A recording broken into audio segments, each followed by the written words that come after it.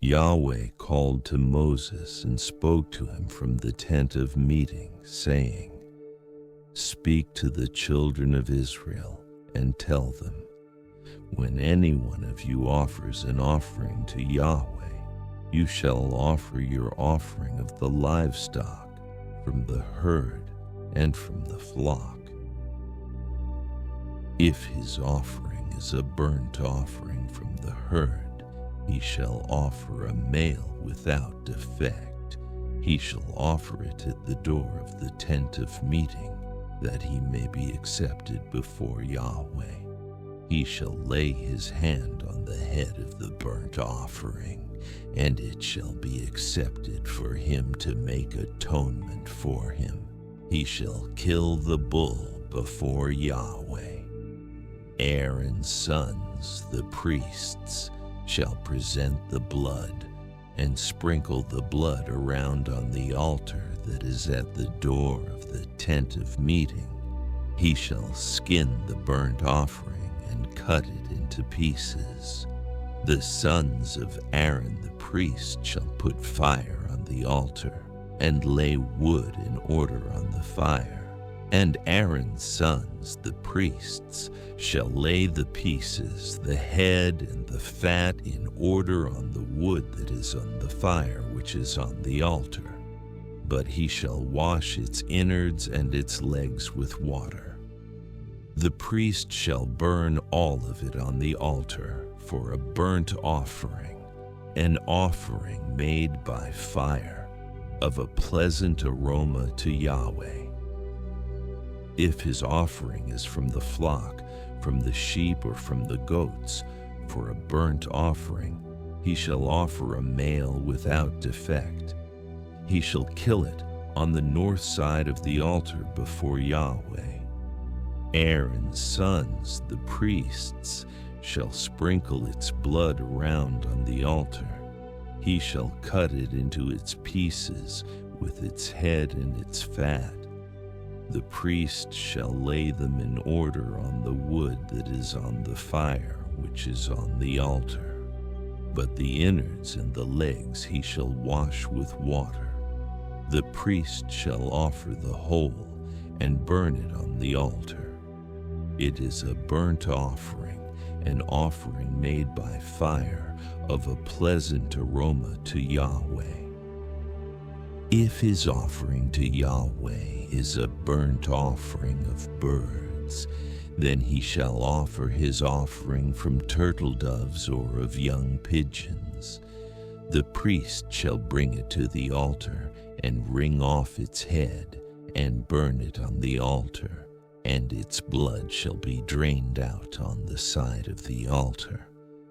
And he shall take away its crop and its feathers, and cast it beside the altar on the east part, in the place of the ashes. He shall tear it by its wings, but shall not divide it apart. The priest shall burn it on the altar, on the wood that is on the fire. It is a burnt offering, an offering made by fire, of a pleasant aroma to Yahweh. When anyone offers an offering of a meal offering to Yahweh, his offering shall be of fine flour. He shall pour oil on it and put frankincense on it. He shall bring it to Aaron's sons, the priests. He shall take his handful of its fine flour and of its oil with all its frankincense, and the priest shall burn its memorial on the altar, an offering made by fire, of a pleasant aroma to Yahweh. That which is left of the meal offering shall be Aaron's and his sons. It is a most holy part of the offerings of Yahweh made by fire. When you offer an offering of a meal offering baked in the oven, it shall be unleavened cakes of fine flour mixed with oil, or unleavened wafers anointed with oil. If your offering is a meal offering made on a griddle, It shall be of unleavened fine flour, mixed with oil. You shall cut it in pieces and pour oil on it. It is a meal offering. If your offering is a meal offering of the pan, it shall be made of fine flour with oil. You shall bring the meal offering that is made of these things to Yahweh. It shall be presented to the priest, and he shall bring it to the altar. The priest shall take from the meal offering its memorial, and shall burn it on the altar, an offering made by fire of a pleasant aroma to Yahweh. That which is left of the meal offering shall be Aaron's and his sons. It is a most holy part of the offerings of Yahweh made by fire. No meal offering which you shall offer to Yahweh shall be made with yeast, for you shall burn no yeast nor any honey as an offering made by fire to Yahweh. As an offering of first fruits you shall offer them to Yahweh, but they shall not rise up as a pleasant aroma on the altar. Every offering of your meal offering you shall season with salt. You shall not allow the salt of the covenant of your God to be lacking from your meal offering. With all your offerings you shall offer salt. If you offer a meal offering of first fruits to Yahweh, you shall offer for the meal offering of your first fruits fresh heads of grain parched with fire and crushed. You shall put oil on it and lay frankincense on it. It is a meal offering. The priest shall burn as its memorial part of its crushed grain and part of its oil, along with all its frankincense. It is an offering made by fire to Yahweh. If his offering is a sacrifice of peace offerings, if he offers it from the herd, whether male or female, he shall offer it without defect before Yahweh. He shall lay his hand on the head of his offering and kill it at the door of the tent of meeting. Aaron's sons, the priests, shall sprinkle the blood around on the altar.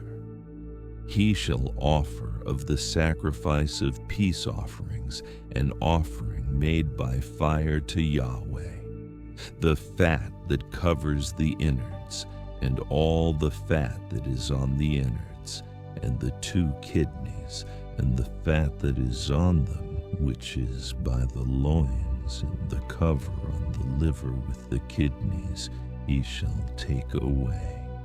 Aaron's sons shall burn it on the altar on the burnt offering, which is on the wood that is on the fire. It is an offering made by fire of a pleasant aroma to Yahweh. If his offering for a sacrifice of peace offerings to Yahweh is from the flock, either male or female, he shall offer it without defect. If he offers a lamb for his offering, then he shall offer it before Yahweh, and he shall lay his hand on the head of his offering and kill it before the tent of meeting. Aaron's sons shall sprinkle its blood around on the altar.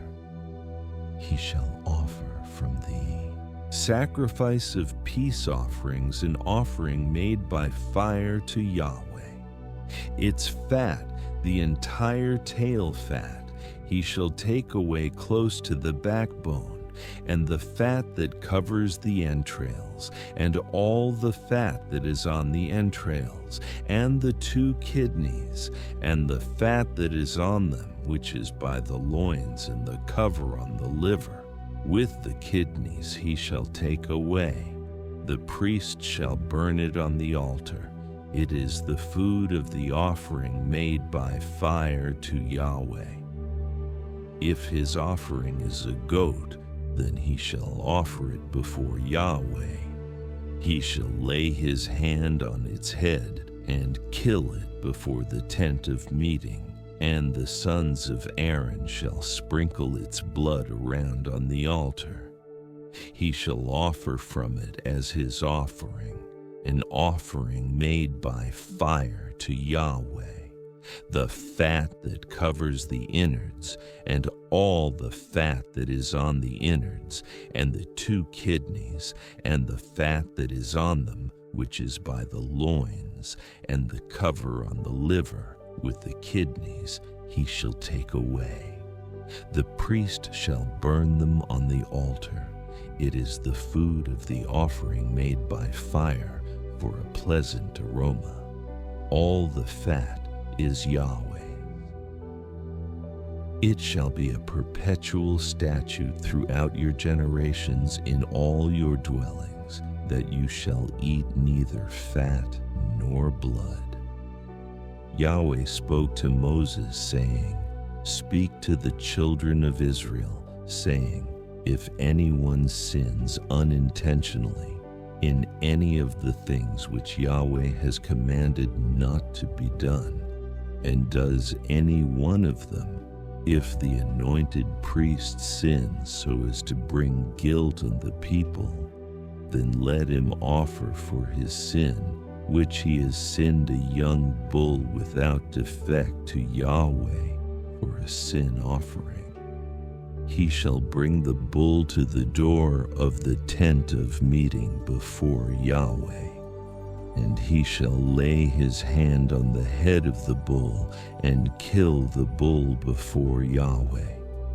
The anointed priest shall take some of the blood of the bull and bring it to the tent of meeting. The priest shall dip his finger in the blood and sprinkle some of the blood 7 times before Yahweh, before the veil of the sanctuary. The priest shall put some of the blood on the horns of the altar of sweet incense before Yahweh, which is in the tent of meeting, and he shall pour out the rest of the blood of the bull at the base of the altar of burnt offering, which is at the door of the tent of meeting. He shall take all the fat of the bull of the sin offering from it, the fat that covers the innards, and all the fat that is on the innards, and the 2 kidneys, and the fat that is on them, which is by the loins, and the cover on the liver, with the kidneys, he shall remove, as it is removed from the bull of the sacrifice of peace offerings. The priest shall burn them on the altar of burnt offering. He shall carry the bull's skin, all its meat with its head and with its legs, its innards and its dung, all the rest of the bull, outside of the camp to a clean place where the ashes are poured out, and burn it on wood with fire. It shall be burned where the ashes are poured out. If the whole congregation of Israel sins, and the thing is hidden from the eyes of the assembly, and they have done any of the things which Yahweh has commanded not to be done, and are guilty, when the sin in which they have sinned is known, then the assembly shall offer a young bull for a sin offering, and bring it before the tent of meeting. The elders of the congregation shall lay their hands on the head of the bull before Yahweh, and the bull shall be killed before Yahweh. The anointed priest shall bring some of the blood of the bull to the tent of meeting. The priest shall dip his finger in the blood and sprinkle it 7 times before Yahweh, before the veil. He shall put some of the blood on the horns of the altar which is before Yahweh, that is in the tent of meeting, and the rest of the blood he shall pour out at the base of the altar of burnt offering, which is at the door of the tent of meeting. All its fat he shall take from it, and burn it on the altar. He shall do this with the bull, as he did with the bull of the sin offering. So he shall do with this, and the priest shall make atonement for them, and they shall be forgiven. He shall carry the bull outside the camp, and burn it as he burned the first bull. It is the sin offering for the assembly. When a ruler sins, and unwittingly does any one of all the things which Yahweh his God has commanded not to be done, and is guilty, if his sin in which he has sinned is made known to him, he shall bring as his offering a goat, a male without defect. He shall lay his hand on the head of the goat and kill it in the place where they kill the burnt offering before Yahweh.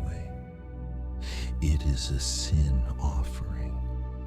The priest shall take some of the blood of the sin offering with his finger, and put it on the horns of the altar of burnt offering. He shall pour out the rest of its blood at the base of the altar of burnt offering. All its fat he shall burn on the altar, like the fat of the sacrifice of peace offerings, and the priest shall make atonement for him concerning his sin, and he will be forgiven. If anyone of the common people sins unwittingly in doing any of the things which Yahweh has commanded not to be done, and is guilty, if his sin which he has sinned is made known to him, then he shall bring for his offering a goat, a female without defect, for his sin which he has sinned. He shall lay his hand on the head of the sin offering, and kill the sin offering in the place of burnt offering. The priest shall take some of its blood with his finger, and put it on the horns of the altar of burnt offering, and the rest of its blood he shall pour out at the base of the altar. All its fat he shall take away, like the fat is taken away from the sacrifice of peace offerings, and the priest shall burn it on the altar for a pleasant aroma to Yahweh. And the priest shall make atonement for him, and he will be forgiven. If he brings a lamb as his offering for a sin offering, he shall bring a female without defect. He shall lay his hand on the head of the sin offering, and kill it for a sin offering in the place where they kill the burnt offering. The priest shall take some of the blood of the sin offering with his finger, and put it on the horns of the altar of burnt offering, and all the rest of its blood he shall pour out at the base of the altar. He shall remove all its fat, like the fat of the lamb is removed from the sacrifice of peace offerings. The priest shall burn them on the altar, on the offerings of Yahweh made by fire. The priest shall make atonement for him concerning his sin that he has sinned, and he will be forgiven. If anyone sins in that he hears a public adjuration to testify, he being a witness, whether he has seen or known, if he doesn't report it, then he shall bear his iniquity. Or if anyone touches any unclean thing, whether it is the carcass of an unclean animal or the carcass of unclean livestock, or the carcass of unclean creeping things, and it is hidden from him, and he is unclean, then he shall be guilty. Or if he touches the uncleanness of man, whatever his uncleanness is with which he is unclean, and it is hidden from him, when he knows of it, then he shall be guilty. Or if anyone swears rashly with his lips to do evil or to do good, whatever it is that a man might utter rashly with an oath, and it is hidden from him, when he knows of it, then he will be guilty of one of these. It shall be, when he is guilty of one of these, he shall confess that in which he has sinned, and he shall bring his trespass offering to Yahweh for his sin which he has sinned, a female from the flock, a lamb or a goat, for a sin offering. And the priest shall make atonement for him concerning his sin. If he can't afford a lamb, then he shall bring his trespass offering for that in which he has sinned, 2 turtle doves or 2 young pigeons to Yahweh, one for a sin offering and the other for a burnt offering. He shall bring them to the priest, who shall first offer the one which is for the sin offering. He shall wring off its head from its neck, but shall not sever it completely. He shall sprinkle some of the blood of the sin offering on the side of the altar, and the rest of the blood shall be drained out at the base of the altar. It is a sin offering. He shall offer the second for a burnt offering according to the ordinance, and the priest shall make atonement for him concerning his sin which he has sinned, and he shall be forgiven. But if he can't afford 2 turtle doves or 2 young pigeons, then he shall bring as his offering for that in which he has sinned 1/10 of an ephah of fine flour for a sin offering. He shall put no oil on it, and he shall not put any frankincense on it, for it is a sin offering. He shall bring it to the priest, and the priest shall take his handful of it as the memorial portion, and burn it on the altar, on the offerings of Yahweh made by fire. It is a sin offering. The priest shall make atonement for him concerning his sin that he has sinned in any of these things, and he will be forgiven, and the rest shall be the priest's as the meal offering. Yahweh spoke to Moses, saying, "If anyone commits a trespass and sins unwittingly regarding Yahweh's holy things, then he shall bring his trespass offering to Yahweh, a ram without defect from the flock, according to your estimation in silver by shekels, according to the shekel of the sanctuary for a trespass offering. He shall make restitution for that which he has done wrong regarding the holy thing, and shall add a 5th part to it, and give it to the priest, and the priest shall make atonement for him with the ram of the trespass offering, and he will be forgiven. If anyone sins, doing any of the things which Yahweh has commanded not to be done, though he didn't know it, he is still guilty, and shall bear his iniquity. He shall bring a ram without defect from of the flock, according to your estimation, for a trespass offering to the priest. And the priest shall make atonement for him concerning the thing in which he sinned and didn't know it, and he will be forgiven. It is a trespass offering. He is certainly guilty before Yahweh.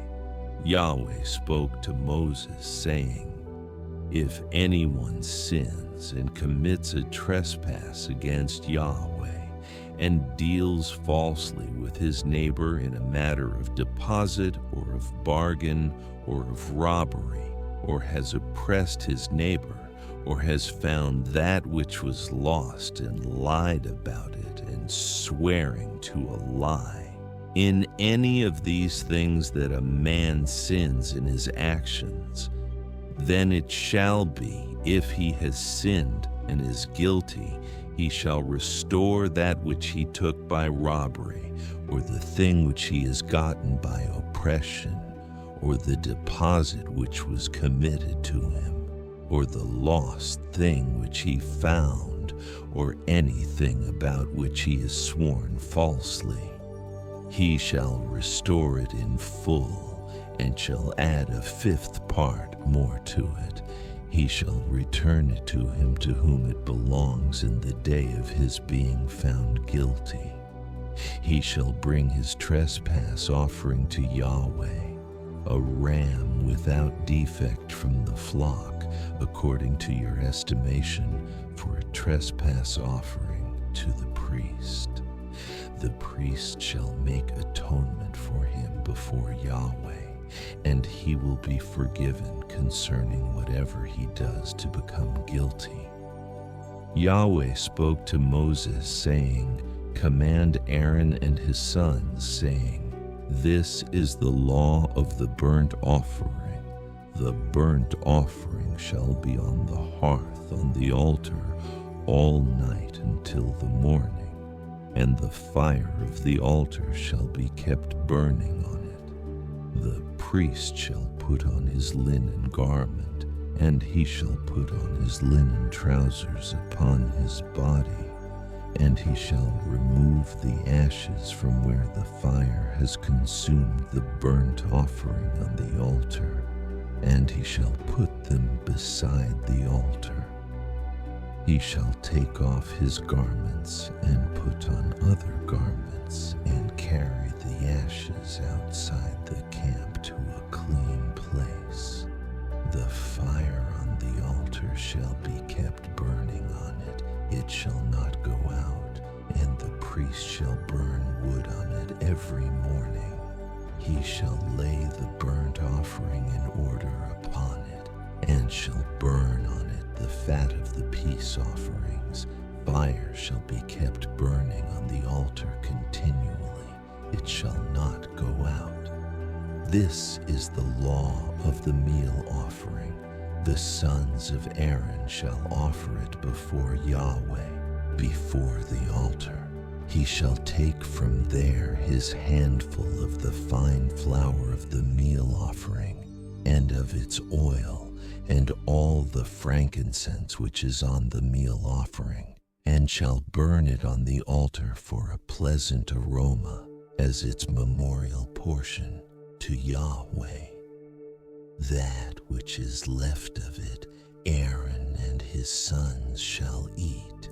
It shall be eaten without yeast in a holy place. They shall eat it in the court of the tent of meeting. It shall not be baked with yeast.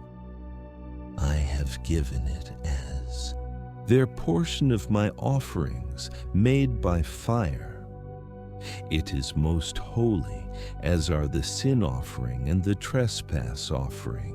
Every male among the children of Aaron shall eat of it as their portion forever throughout your generations, from the offerings of Yahweh made by fire. Whoever touches them shall be holy.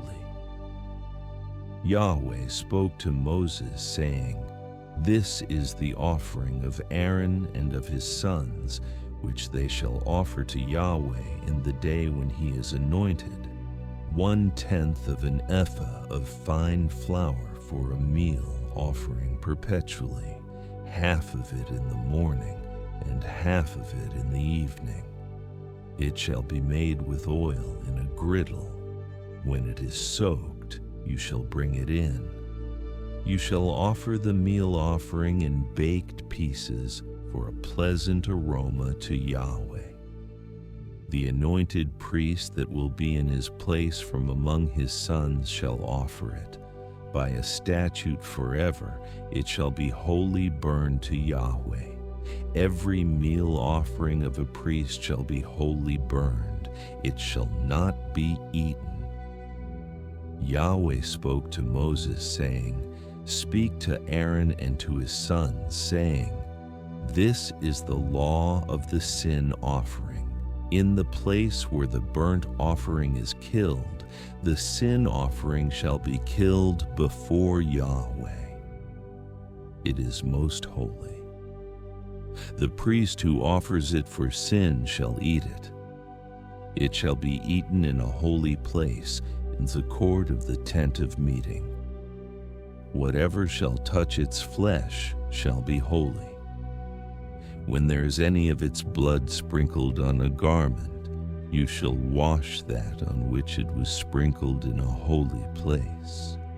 But the earthen vessel in which it is boiled shall be broken, and if it is boiled in a bronze vessel, it shall be scoured and rinsed in water. Every male among the priests shall eat of it. It is most holy.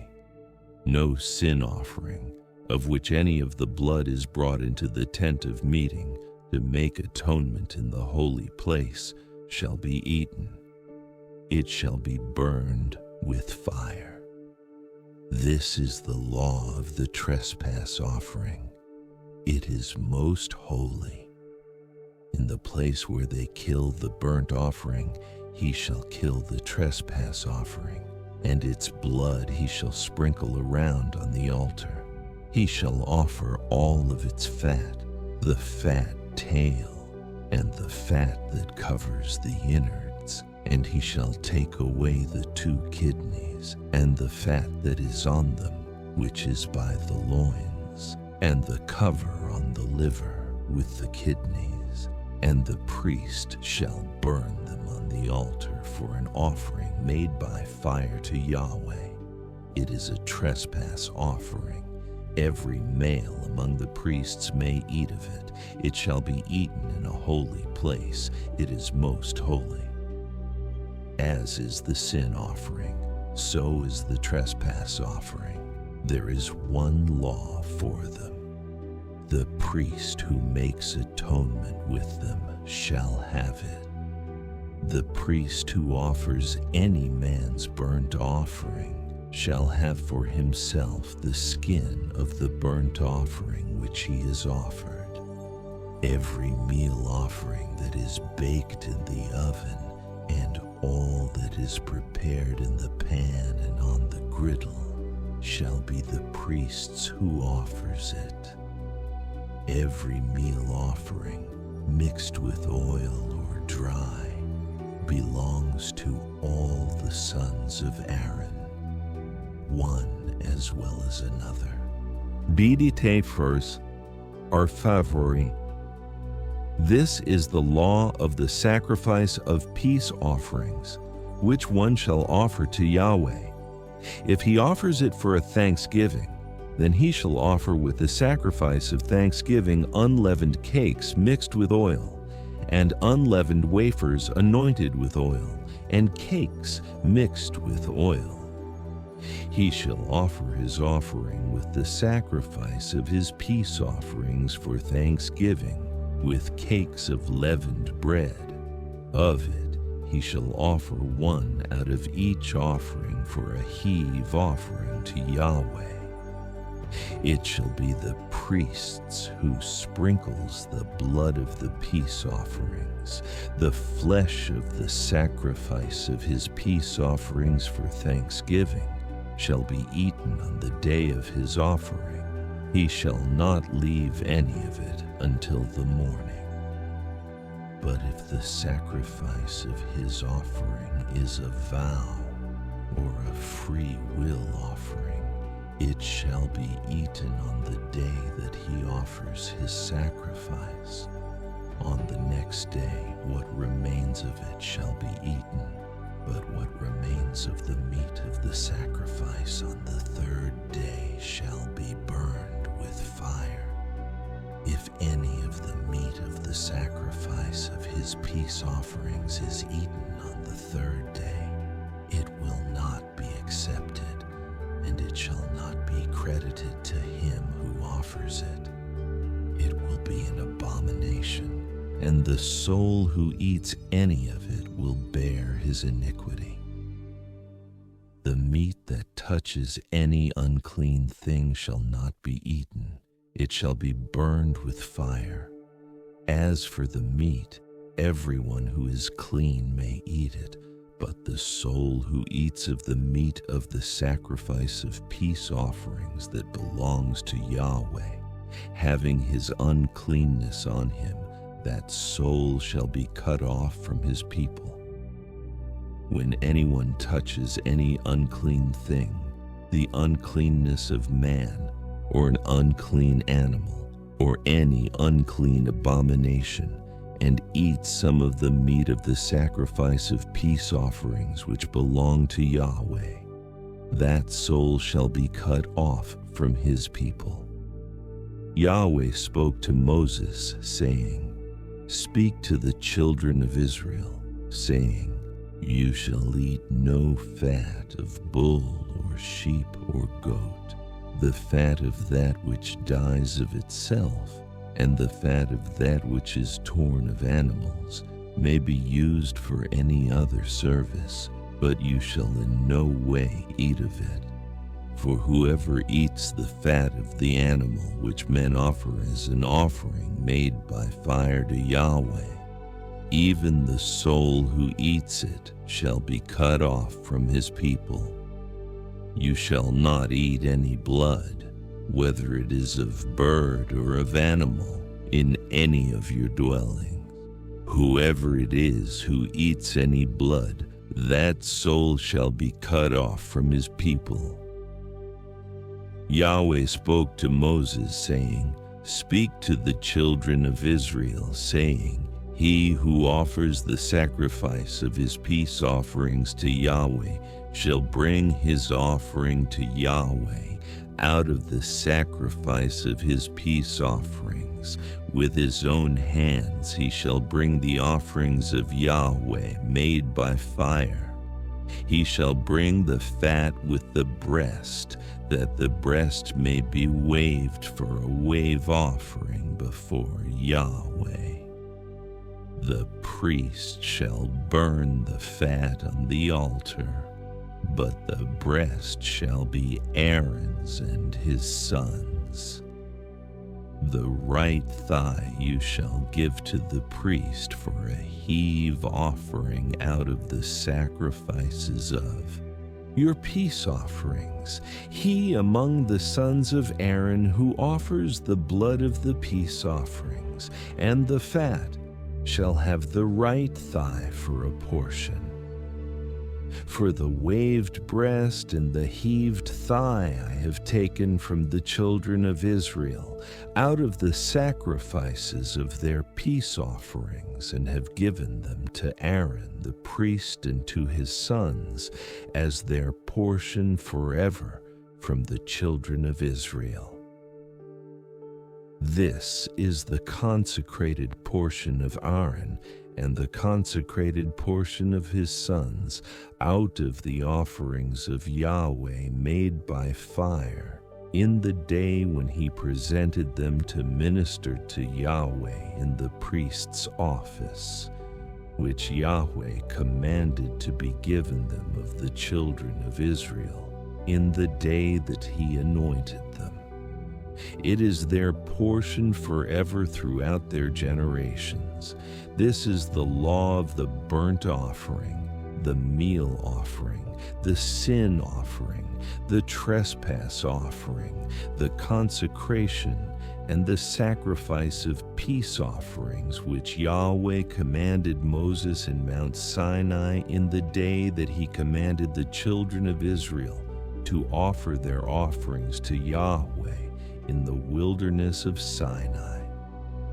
Yahweh spoke to Moses, saying, "Take Aaron and his sons with him, and the garments, and the anointing oil, and the bull of the sin offering, and the 2 rams, and the basket of unleavened bread, and assemble all the congregation at the door of the tent of meeting."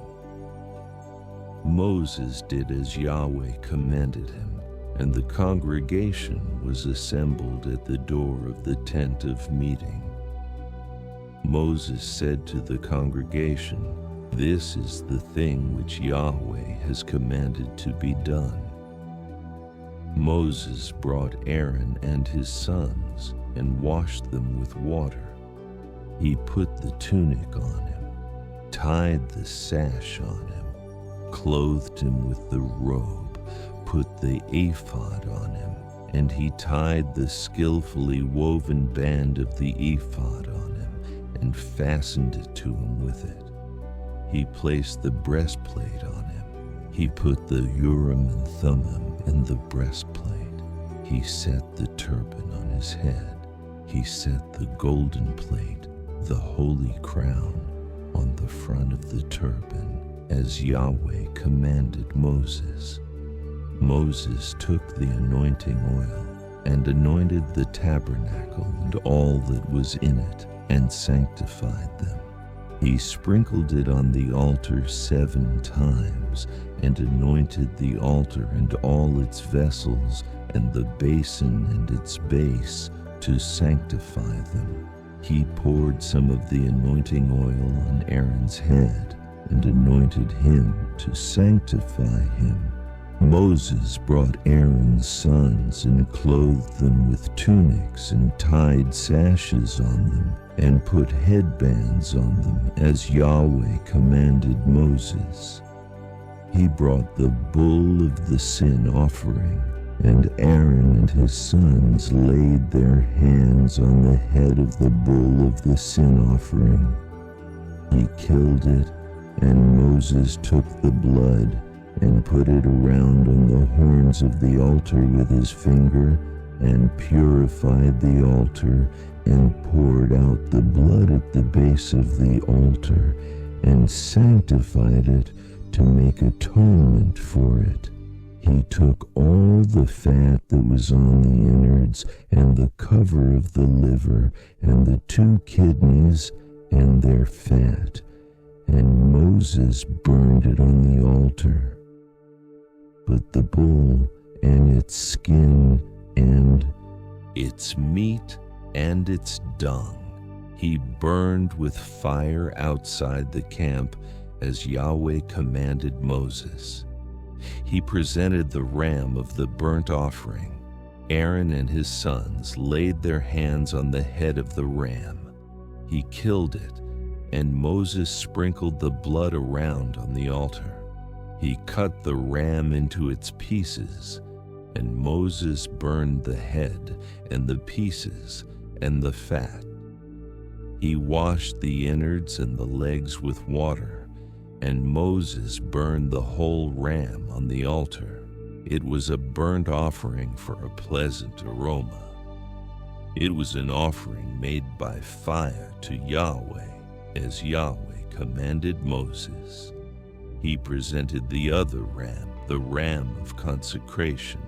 Aaron and his sons laid their hands on the head of the ram. He killed it, and Moses took some of its blood and put it on the tip of Aaron's right ear, and on the thumb of his right hand, and on the great toe of his right foot.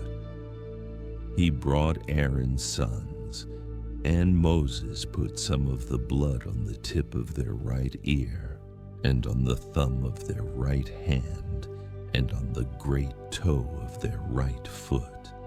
And Moses sprinkled the blood around on the altar. He took the fat tail, all the fat that was on the innards, the cover of the liver, the 2 kidneys in their fat, and the right thigh. And out of the basket of unleavened bread that was before Yahweh, He took 1 unleavened cake, 1 cake of oiled bread, and 1 wafer, and placed them on the fat and on the right thigh. He put all these in Aaron's hands and in his son's hands, and waved them for a wave offering before Yahweh. Moses took them from their hands and burned them on the altar on the burnt offering. They were a consecration offering for a pleasant aroma. It was an offering made by fire to Yahweh. Moses took the breast and waved it for a wave offering before Yahweh. It was Moses' portion of the ram of consecration, as Yahweh commanded Moses. Moses took some of the anointing oil and some of the blood which was on the altar, and sprinkled it on Aaron, on his garments, and on his sons garments with him, and sanctified Aaron, his garments, and his sons garments with him. Moses said to Aaron and to his sons, "Boil the meat at the door of the tent of meeting, and there eat it, and the bread that is in the basket of consecration, as I commanded, saying, Aaron and his sons shall eat it. What remains of the meat and of the bread you shall burn with fire. You shall not go out from the door of the tent of meeting for 7 days, until the days of your consecration are fulfilled, for he shall consecrate you 7 days. What has been done today, so Yahweh has commanded to do, to make atonement for you. You shall stay at the door of the tent of meeting day and night 7 days, and keep Yahweh's command, that you don't die, for so I am commanded." Aaron and his sons did all the things which Yahweh commanded by Moses.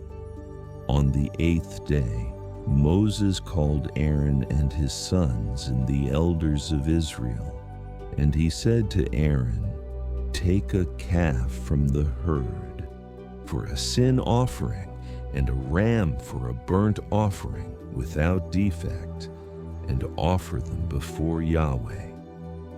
You shall speak to the children of Israel, saying, Take a male goat for a sin offering, and a calf and a lamb, both a year old without defect, for a burnt offering, and a bull and a ram for peace offerings, to sacrifice before Yahweh, and a meal offering mixed with oil, for today Yahweh appears to you."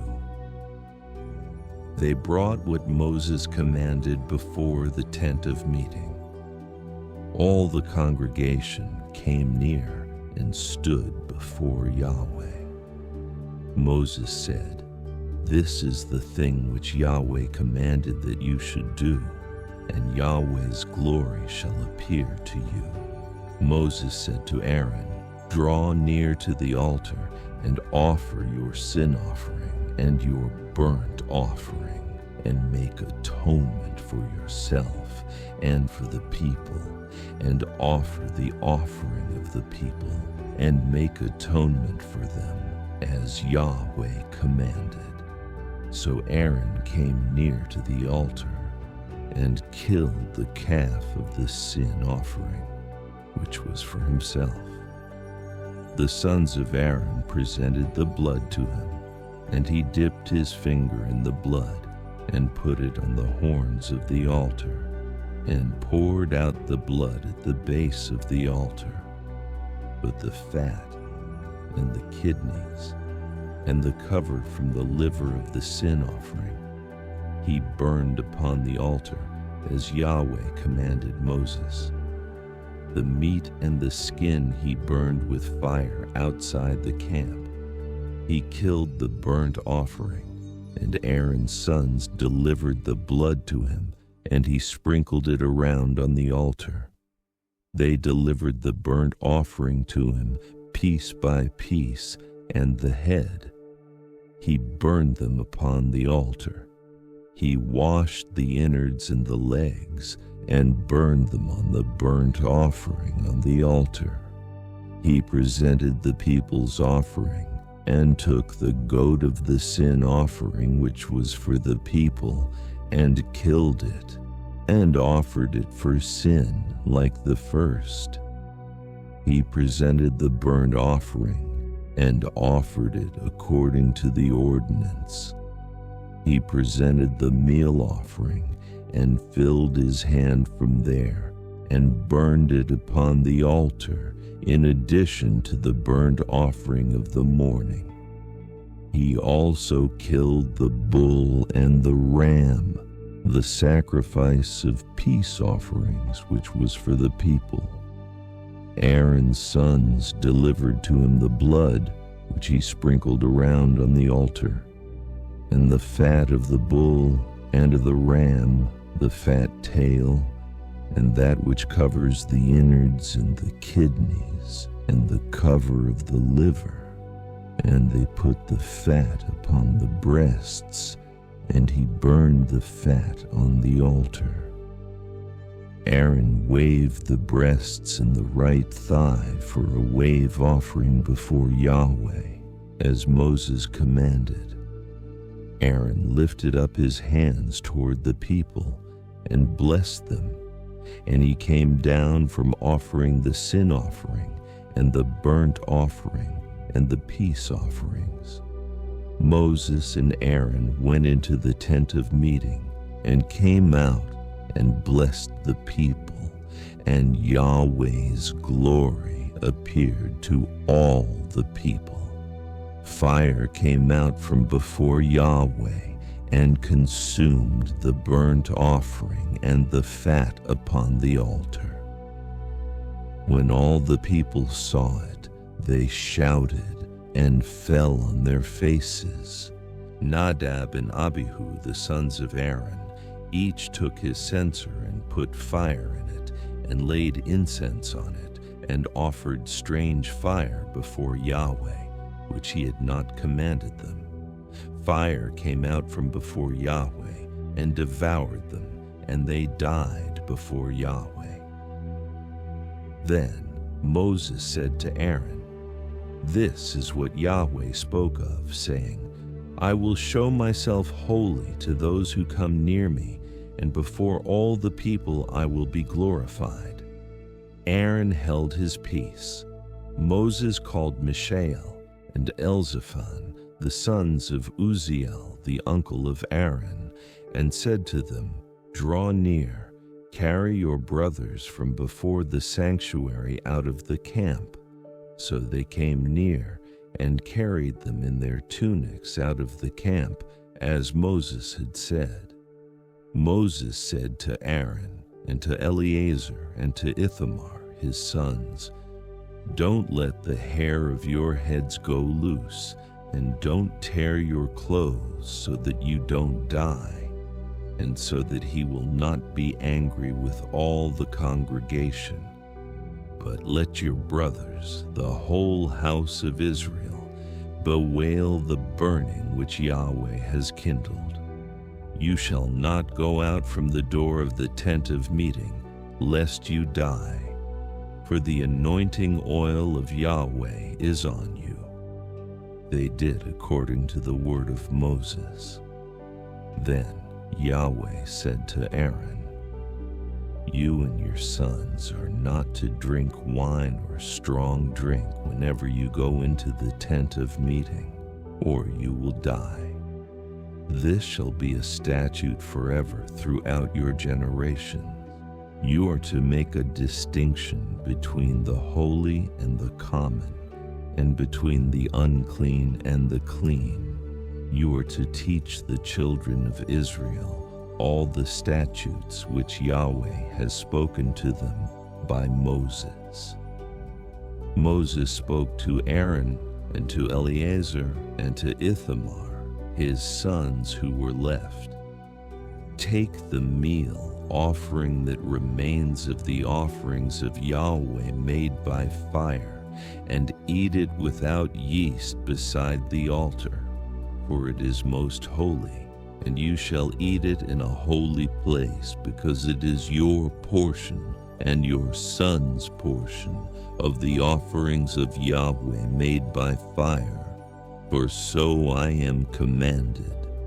The waved breast and the heaved thigh you shall eat in a clean place, you and your sons and your daughters with you, for they are given as your portion and your son's portion out of the sacrifices of the peace offerings of the children of Israel. They shall bring the heaved thigh and the waved breast with the offerings made by fire of the fat, to wave it for a wave offering before Yahweh.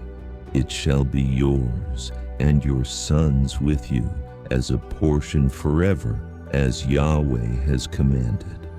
Moses diligently inquired about the goat of the sin offering, and behold, it was burned.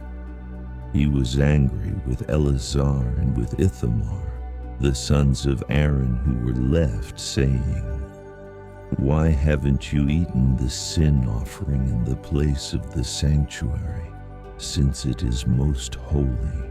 And he has given it to you to bear the iniquity of the congregation, to make atonement for them before Yahweh. Behold, its blood was not brought into the inner part of the sanctuary. You certainly should have eaten it in the sanctuary, as I commanded. Aaron spoke to Moses, Behold, today they have offered their sin offering and their burnt offering before Yahweh, and such things as these have happened to me. If I had eaten the sin offering today, would it have been pleasing in Yahweh's sight?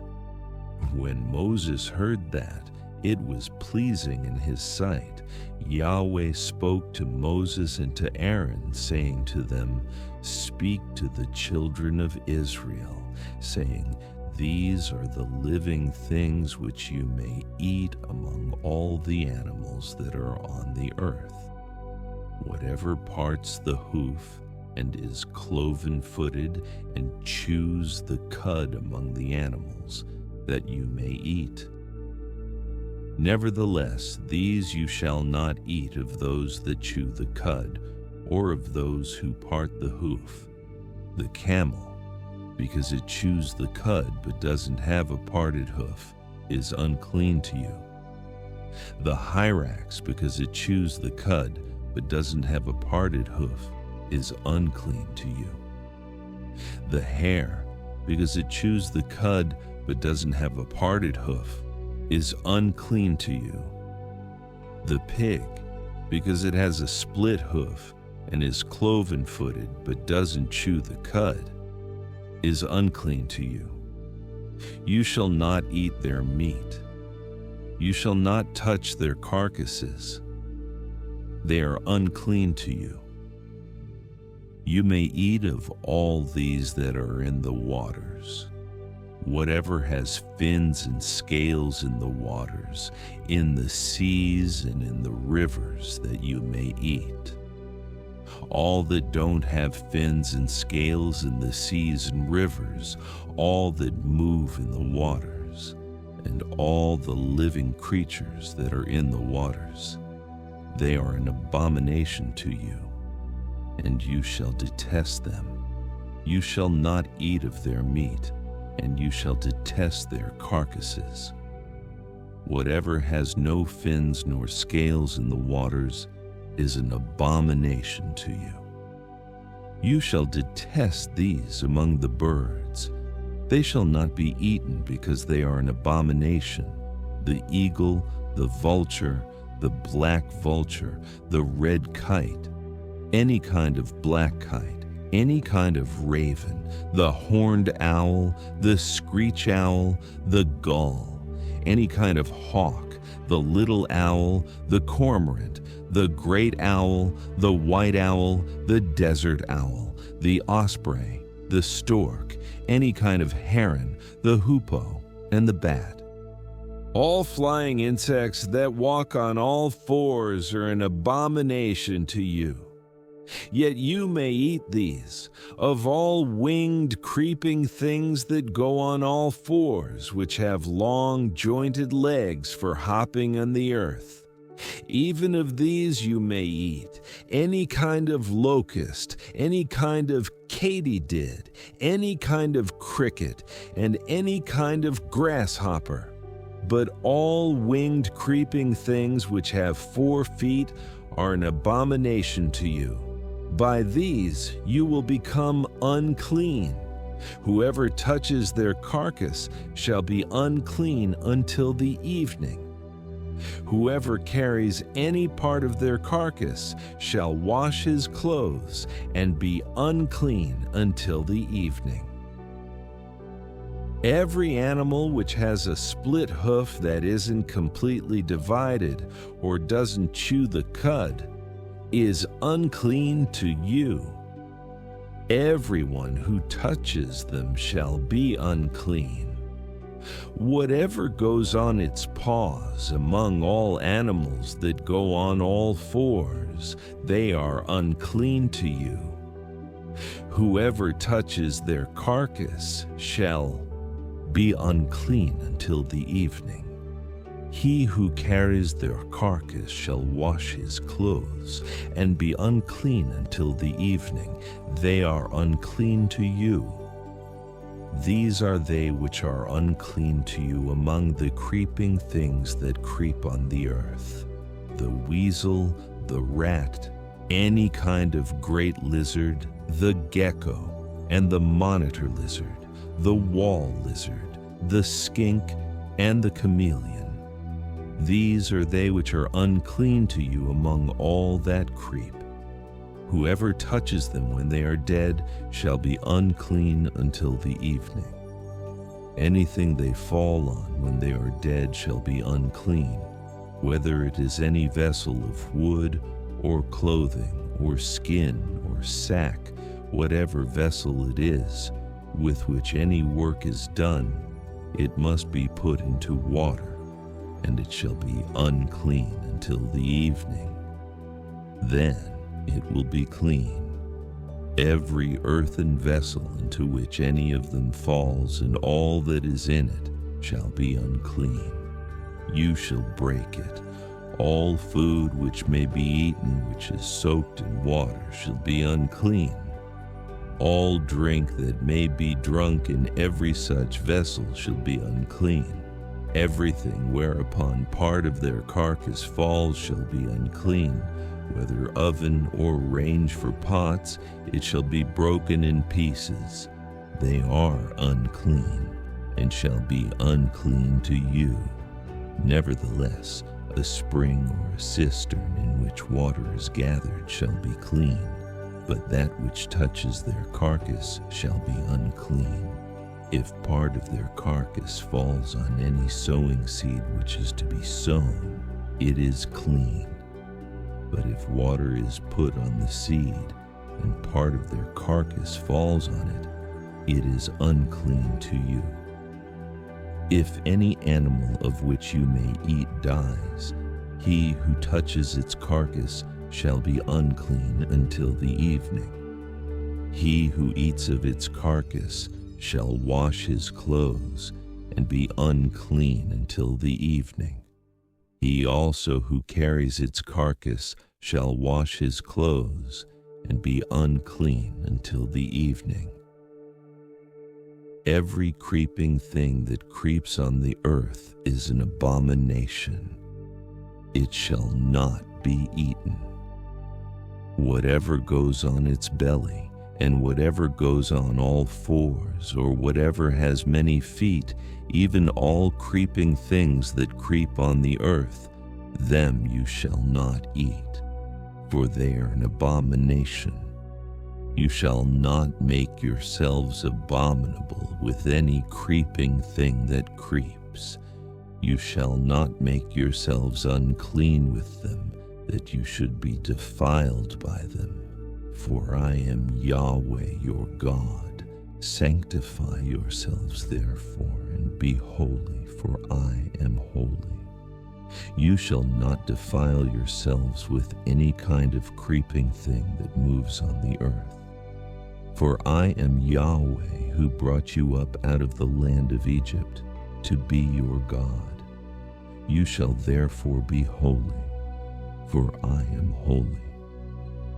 This is the law of the animal, and of the bird, and of every living creature that moves in the waters, and of every creature that creeps on the earth, to make a distinction between the unclean and the clean, and between the living thing that may be eaten and the living thing that may not be eaten.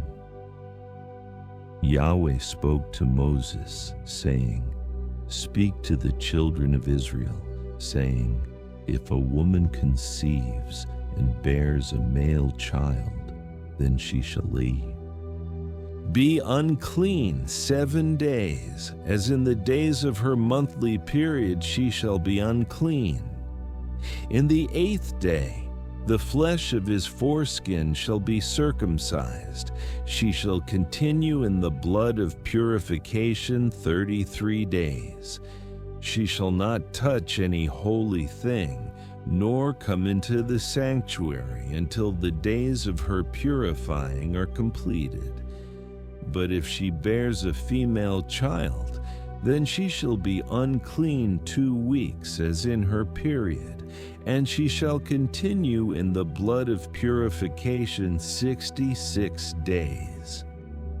When the days of her purification are completed for a son or for a daughter, she shall bring to the priest at the door of the tent of meeting a year-old lamb for a burnt offering, and a young pigeon or a turtle dove for a sin offering. He shall offer it before Yahweh and make atonement for her. Then she shall be cleansed from the fountain of her blood. This is the law for her who bears, whether a male or a female. If she cannot afford a lamb, then she shall take 2 turtle doves or 2 young pigeons, the one for a burnt offering and the other for a sin offering. The priest shall make atonement for her, and she shall be clean.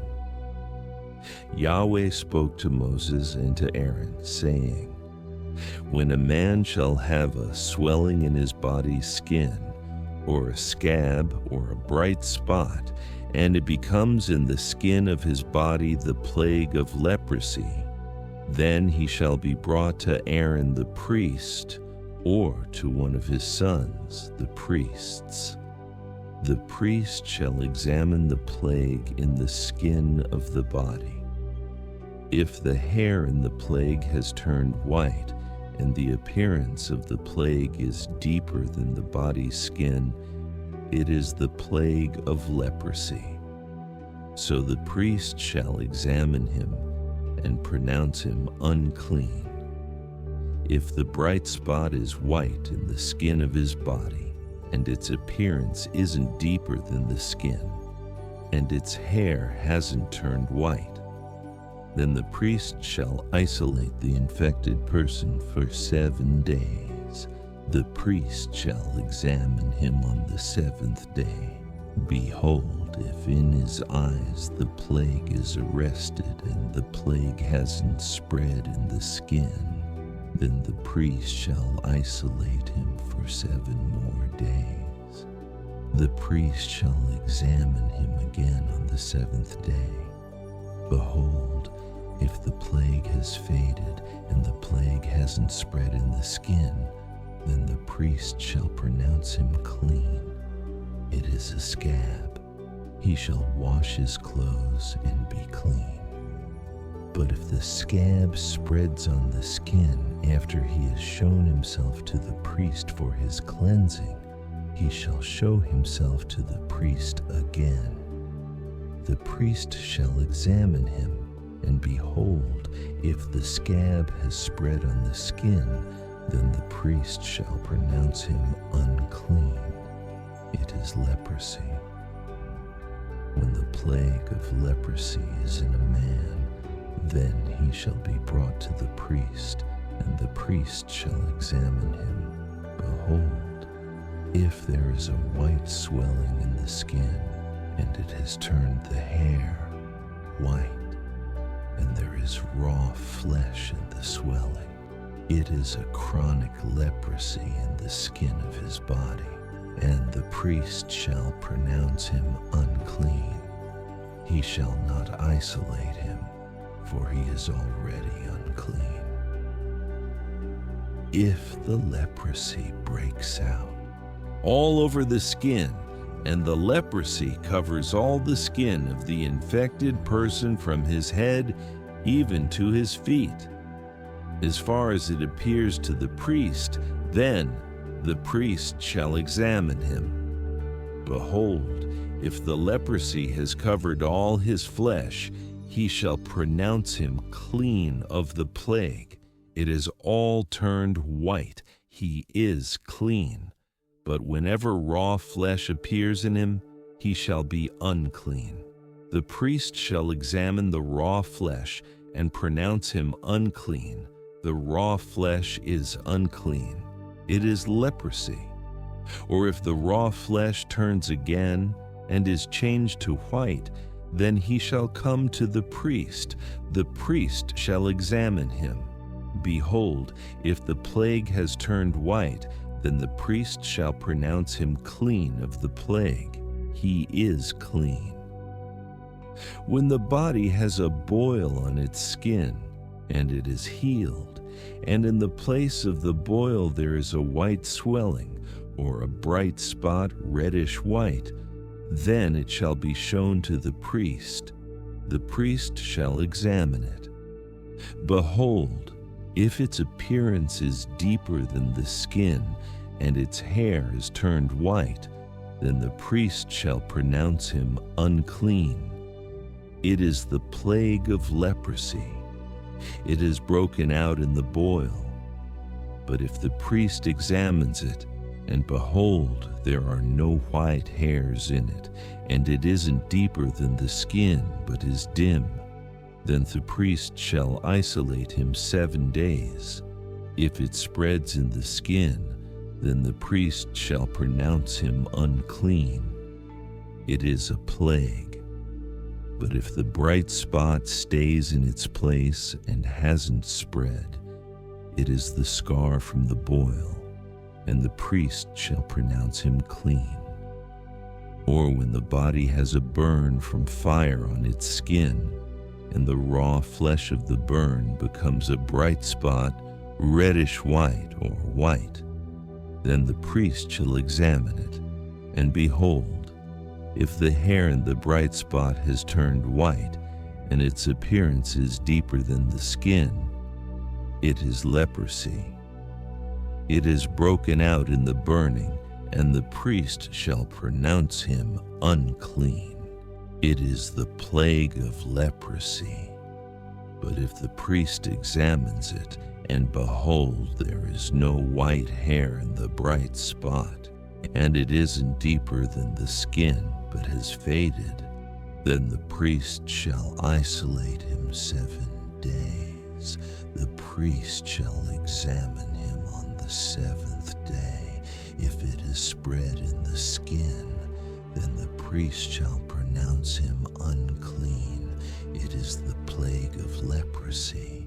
If the bright spot stays in its place and hasn't spread in the skin but is faded, it is the swelling from the burn, and the priest shall pronounce him clean, for it is the scar from the burn.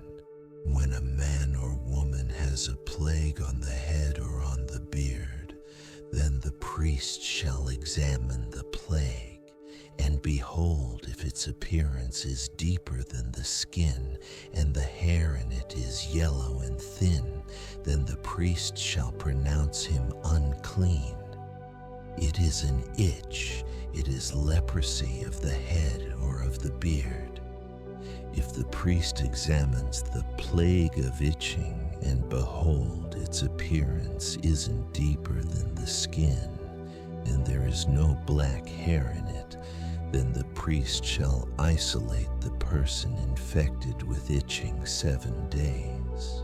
On the 7th day the priest shall examine the plague, and behold, if the itch hasn't spread, and there is no yellow hair in it, and the appearance of the itch isn't deeper than the skin, then he shall be shaved, but he shall not shave the itch.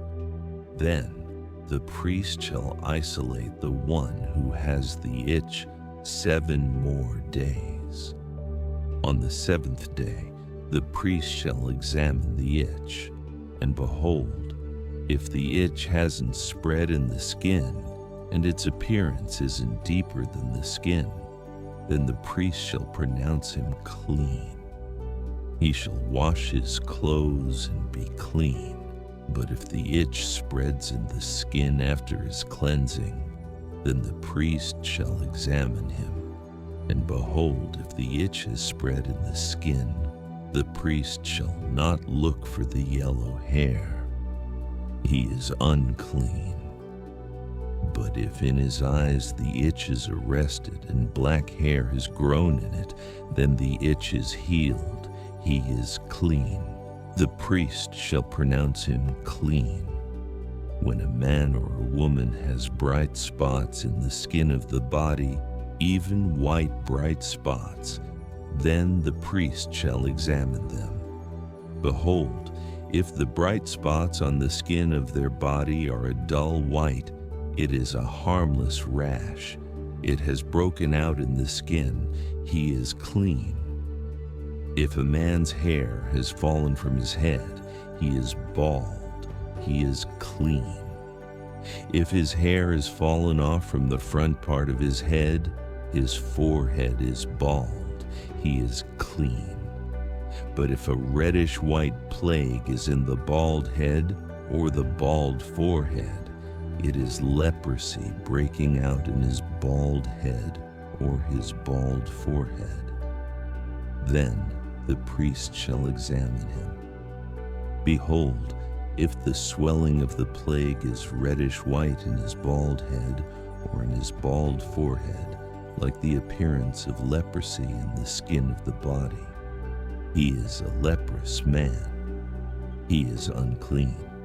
The priest shall surely pronounce him unclean. His plague is on his head. The leper in whom the plague is shall wear torn clothes, and the hair of his head shall hang loose. He shall cover his upper lip and shall cry, unclean, unclean. All the days in which the plague is in him, he shall be unclean. He is unclean. He shall dwell alone. His dwelling shall be outside of the camp. The garment also that the plague of leprosy is in, whether it is a woolen garment or a linen garment, whether it is in warp or woof, of linen or of wool, whether in leather or in anything made of leather, if the plague is greenish or reddish in the garment, or in the leather, or in the warp, or in the woof, or in anything made of leather, it is the plague of leprosy, and shall be shown to the priest. The priest shall examine the plague, and isolate the plague 7 days. He shall examine the plague on the 7th day. If the plague has spread in the garment, either in the warp or in the woof, or in the skin, whatever use the skin is used for, the plague is a destructive mildew. It is unclean. He shall burn the garment, whether the warp or the woof, in wool or in linen, or anything of leather in which the plague is, for it is a destructive mildew. It shall be burned in the fire. If the priest examines it and, behold, the plague hasn't spread in the garment, either in the warp or in the woof or in anything of skin, then the priest shall command that they wash the thing that the plague is in, and he shall isolate it 7 more days. Then the priest shall examine it after the plague is washed, and behold, if the plague hasn't changed its color and the plague hasn't spread, it is unclean. You shall burn it in the fire. It is a mildewed spot, whether the bareness is inside or outside.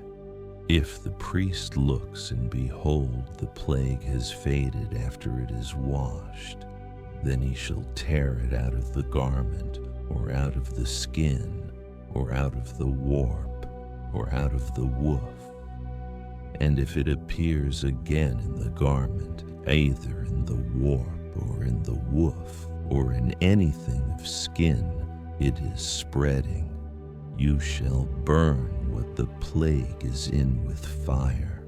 The garment, either the warp or the woof, or whatever thing of skin it is, which you shall wash, if the plague has departed from them, then it shall be washed the 2nd time, and it will be clean. This is the law of the plague of mildew in a garment of wool or linen, either in the warp or the woof, or in anything of skin, to pronounce it clean or to pronounce it unclean. Yahweh spoke to Moses, saying, This shall be the law of the leper in the day of his cleansing. He shall be brought to the priest, and the priest shall go out of the camp. The priest shall examine him. Behold, if the plague of leprosy is healed in the leper, then the priest shall command them to take for him who is to be cleansed 2 living clean birds, cedar wood, scarlet, and hyssop. The priest shall command them to kill one of the birds in an earthen vessel over running water. As for the living bird, he shall take it, the cedar wood, the scarlet, and the hyssop, and shall dip them and the living bird in the blood of the bird that was killed over the running water. He shall sprinkle on him who is to be cleansed from the leprosy 7 times, and shall pronounce him clean, and shall let the living bird go into the open field. He who is to be cleansed shall wash his clothes, and shave off all his hair, and bathe himself in water, and he shall be clean. After that he shall come into the camp, but shall dwell outside his tent 7 days. It shall be on the 7th day that he shall shave all his hair off his head, and his beard, and his eyebrows. He shall shave off all his hair. He shall wash his clothes, and he shall bathe his body in water. Then he shall be clean. On the 8th day he shall take 2 male lambs without defect, 1 ewe lamb a year old without defect, 3/10 of an ephah of fine flour for a meal offering, mixed with oil, and 1 log of oil. The priest who cleanses him shall set the man who is to be cleansed, and those things before Yahweh at the door of the tent of meeting. The priest shall take one of the male lambs and offer him for a trespass offering with the log of oil, and wave them for a wave offering before Yahweh. He shall kill the male lamb in the place where they kill the sin offering and the burnt offering, in the place of the sanctuary. For as the sin offering is the priest's, so is the trespass offering. It is most holy. The priest shall take some of the blood of the trespass offering, and the priest shall put it on the tip of the right ear of him who is to be cleansed, and on the thumb of his right hand, and on the big toe of his right foot. The priest shall take some of the log of oil and pour it into the palm of his own left hand. The priest shall dip his right finger in the oil that is in his left hand, and shall sprinkle some of the oil with his finger 7 times before Yahweh. The priest shall put some of the rest of the oil that is in his hand on the tip of the right ear of him who is to be cleansed, and on the thumb of his right hand, and on the big toe of his right foot, upon the blood of the trespass offering.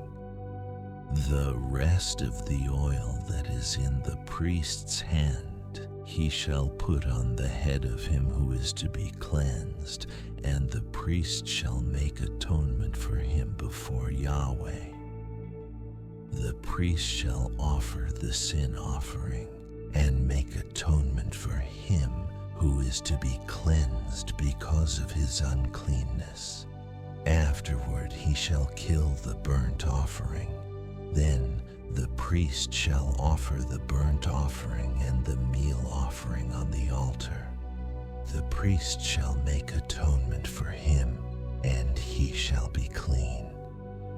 If he is poor and can't afford so much, then he shall take 1 male lamb for a trespass offering to be waived, to make atonement for him, and 1/10 of an ephah of fine flour mixed with oil for a meal offering, and a log of oil, and 2 turtle doves, or 2 young pigeons, such as he is able to afford, and the one shall be a sin offering, and the other a burnt offering.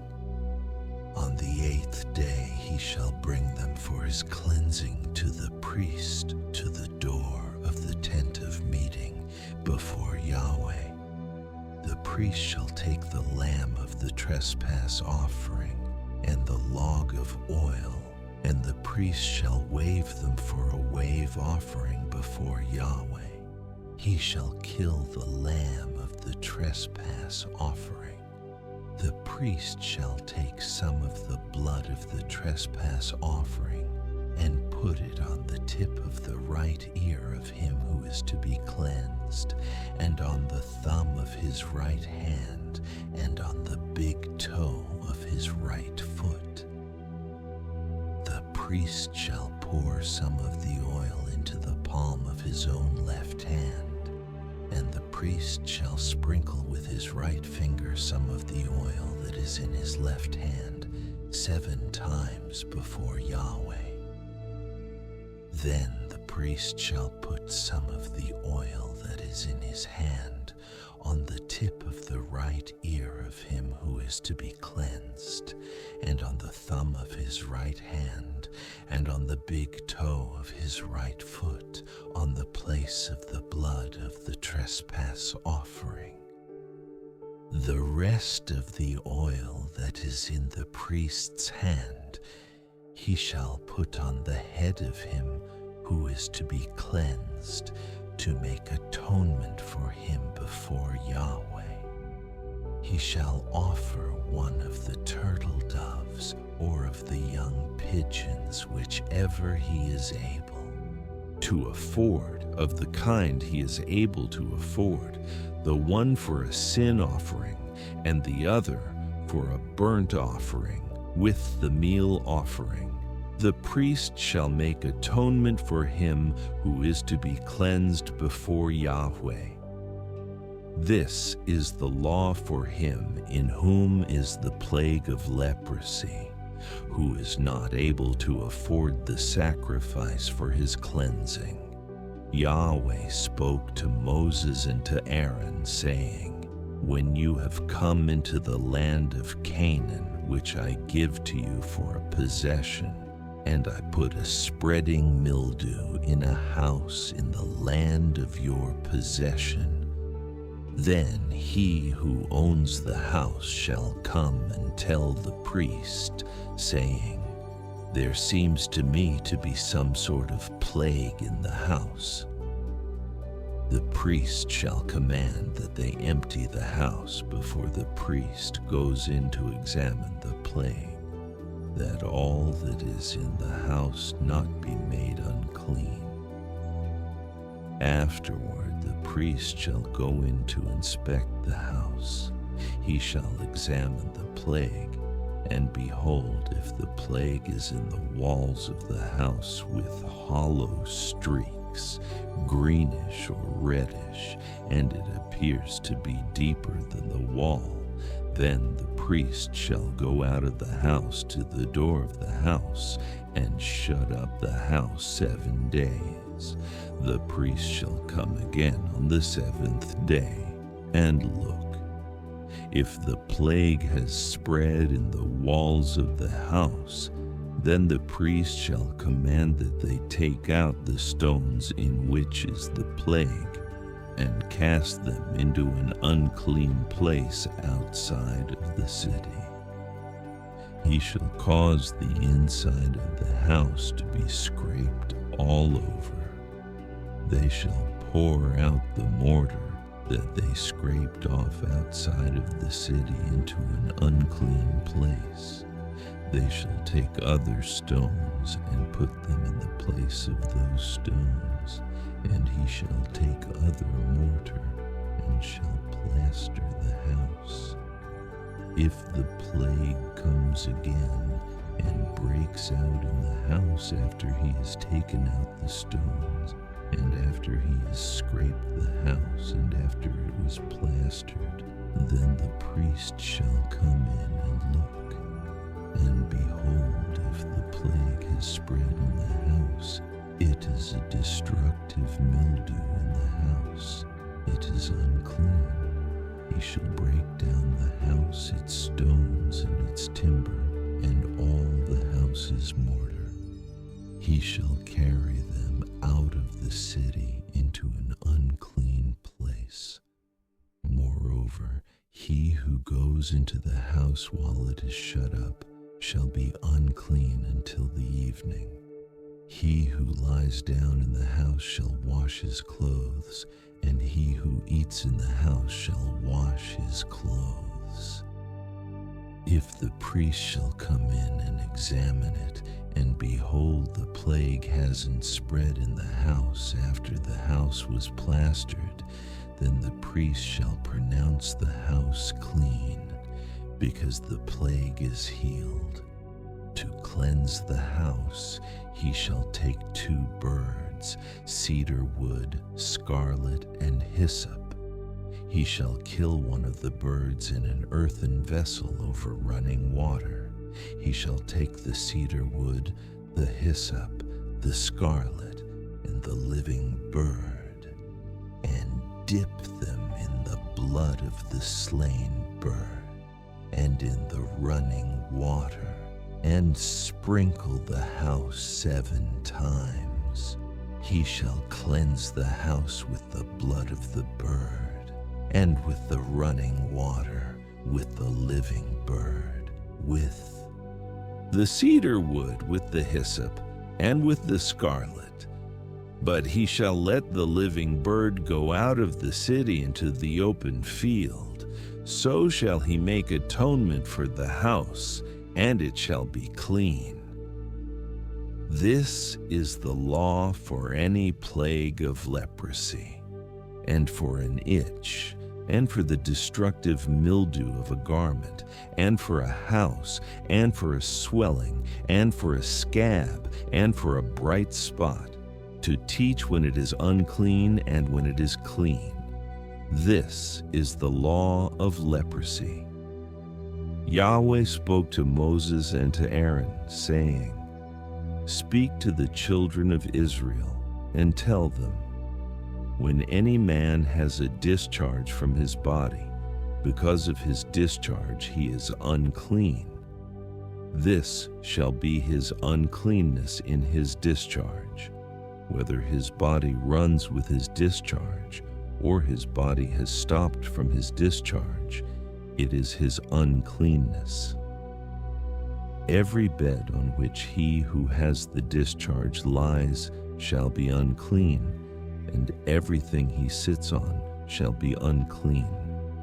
Whoever touches his bed shall wash his clothes and bathe himself in water, and be unclean until the evening. He who sits on anything on which the man who has the discharge sat shall wash his clothes and bathe himself in water, and be unclean until the evening.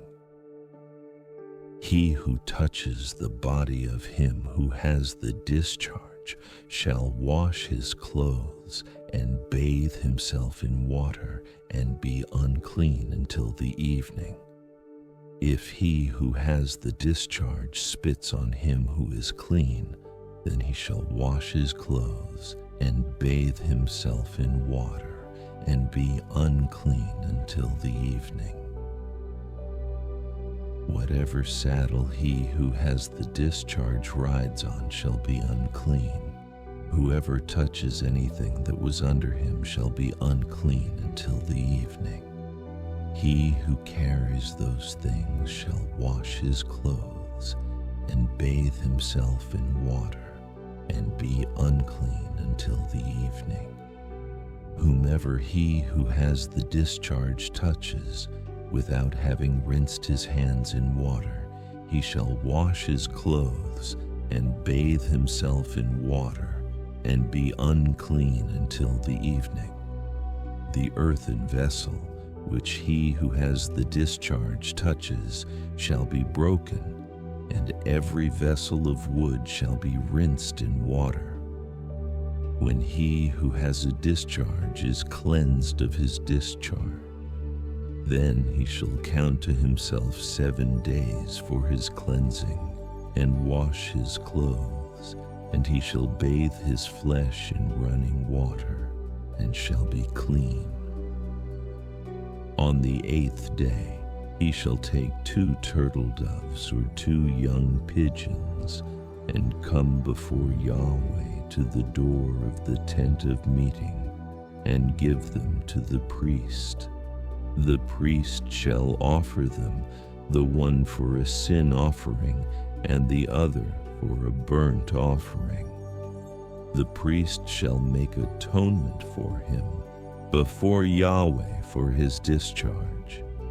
If any man has an emission of semen, then he shall bathe all his flesh in water, and be unclean until the evening. Every garment and every skin which the semen is on shall be washed with water, and be unclean until the evening. If a man lies with a woman, and there is an emission of semen, they shall both bathe themselves in water, and be unclean until the evening. If a woman has a discharge, and her discharge in her flesh is blood, she shall be in her impurity 7 days. Whoever touches her shall be unclean until the evening. Everything that she lies on in her impurity shall be unclean, or everything also that she sits on shall be unclean.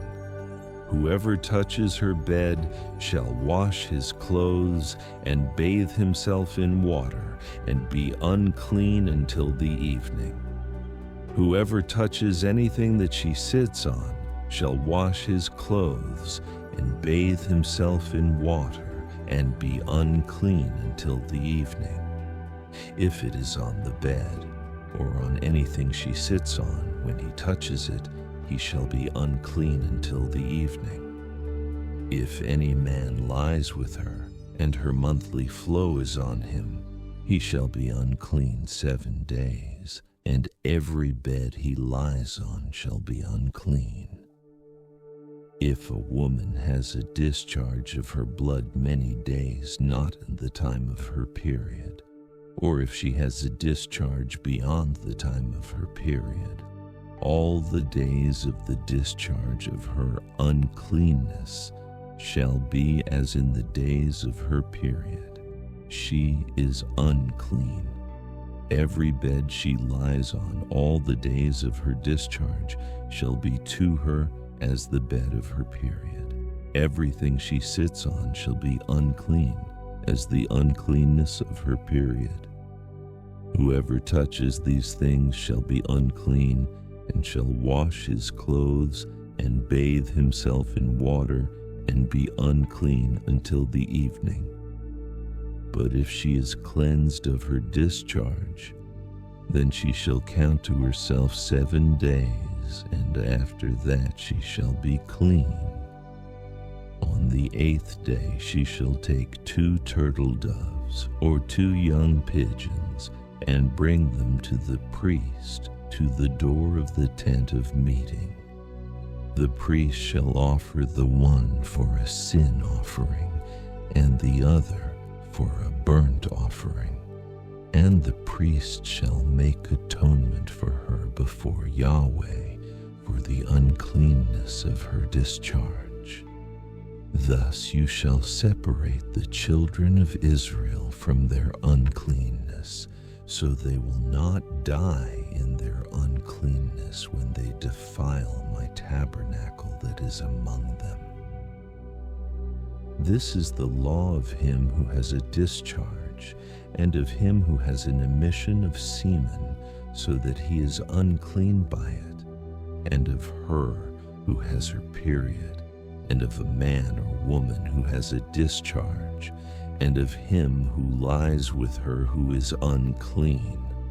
Yahweh spoke to Moses after the death of the 2 sons of Aaron, when they came near before Yahweh, and died.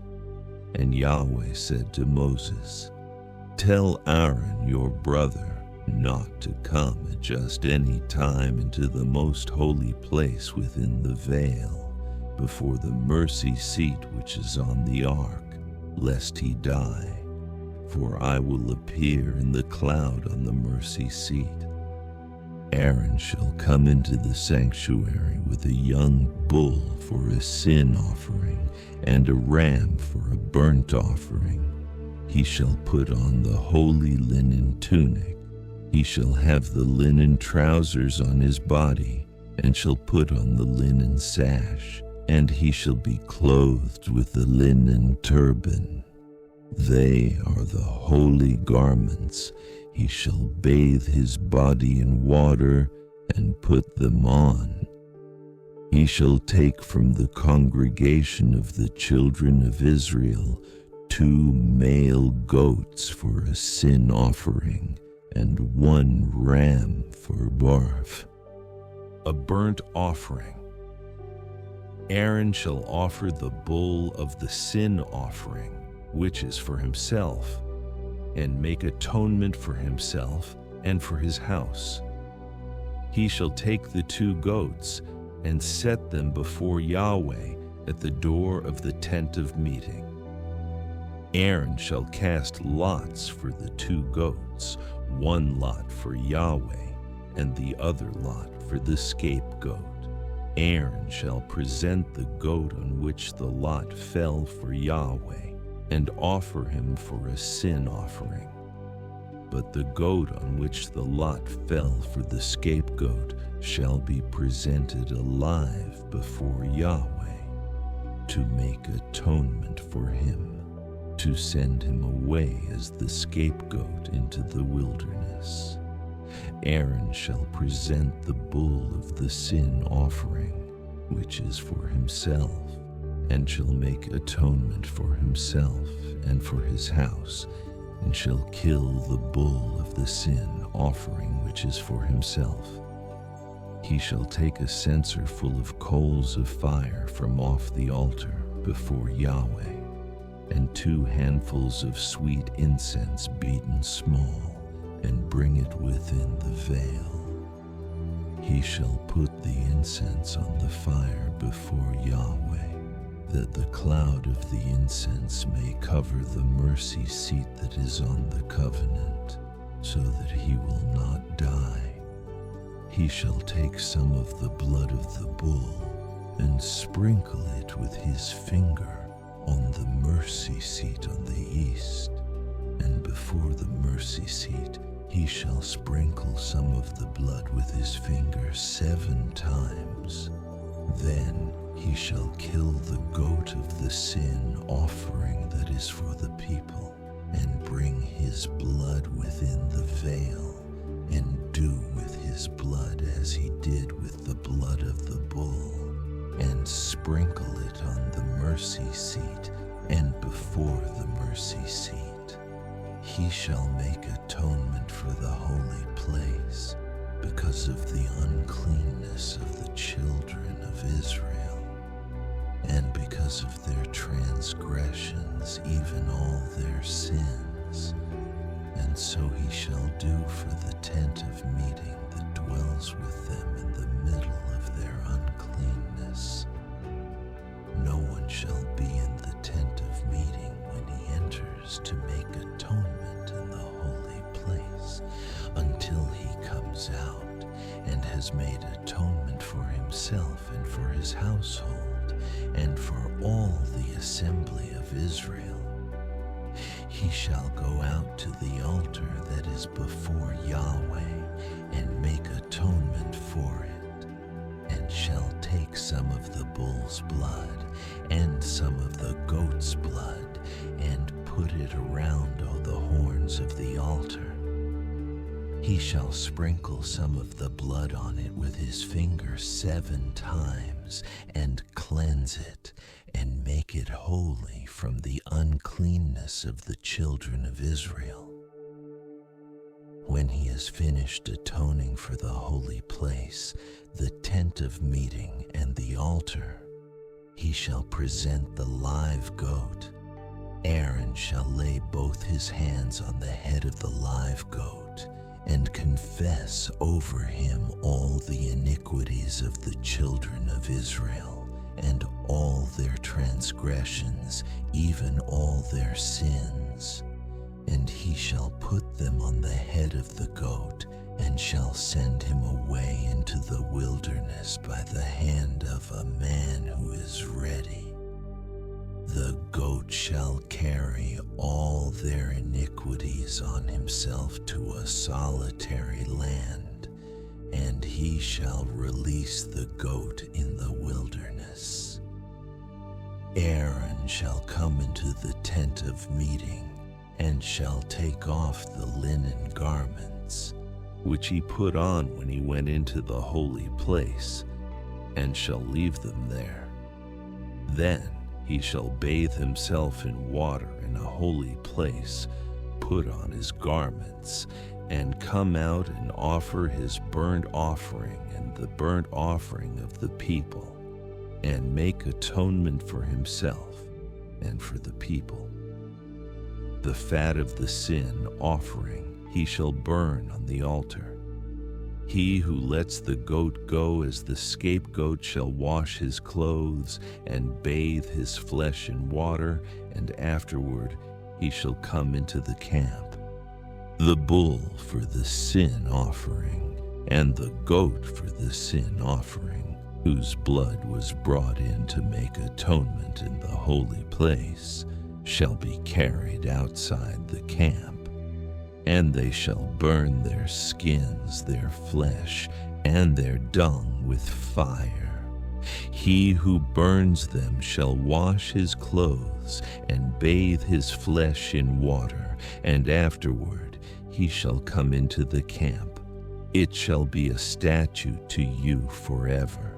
In the 7th month, on the 10th day of the month, you shall afflict your souls, and shall do no kind of work, whether native-born or a stranger who lives as a foreigner among you. For on this day shall atonement be made for you, to cleanse you. You shall be clean from all your sins before Yahweh. It is a Sabbath of solemn rest to you, and you shall afflict your souls. It is a statute forever. The priest who is anointed and who is consecrated to be priest in his father's place shall make the atonement, and shall put on the linen garments, even the holy garments. Then he shall make atonement for the holy sanctuary, and he shall make atonement for the tent of meeting, and for the altar.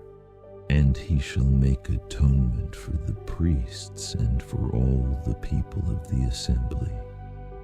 This shall be an everlasting statute for you, to make atonement for the children of Israel once in the year because of all their sins.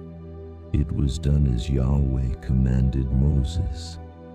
Yahweh spoke to Moses, saying, "Speak to Aaron and to his sons and to all the children of Israel, and say to them, This is the thing which Yahweh has commanded. Whatever man there is of the house of Israel who kills a bull or lamb or goat in the camp, or who kills it outside the camp, and hasn't brought it to the door of the tent of meeting to offer it as an offering to Yahweh before Yahweh's tabernacle, blood shall be imputed to that man. He has shed blood. That man shall be cut off from among his people.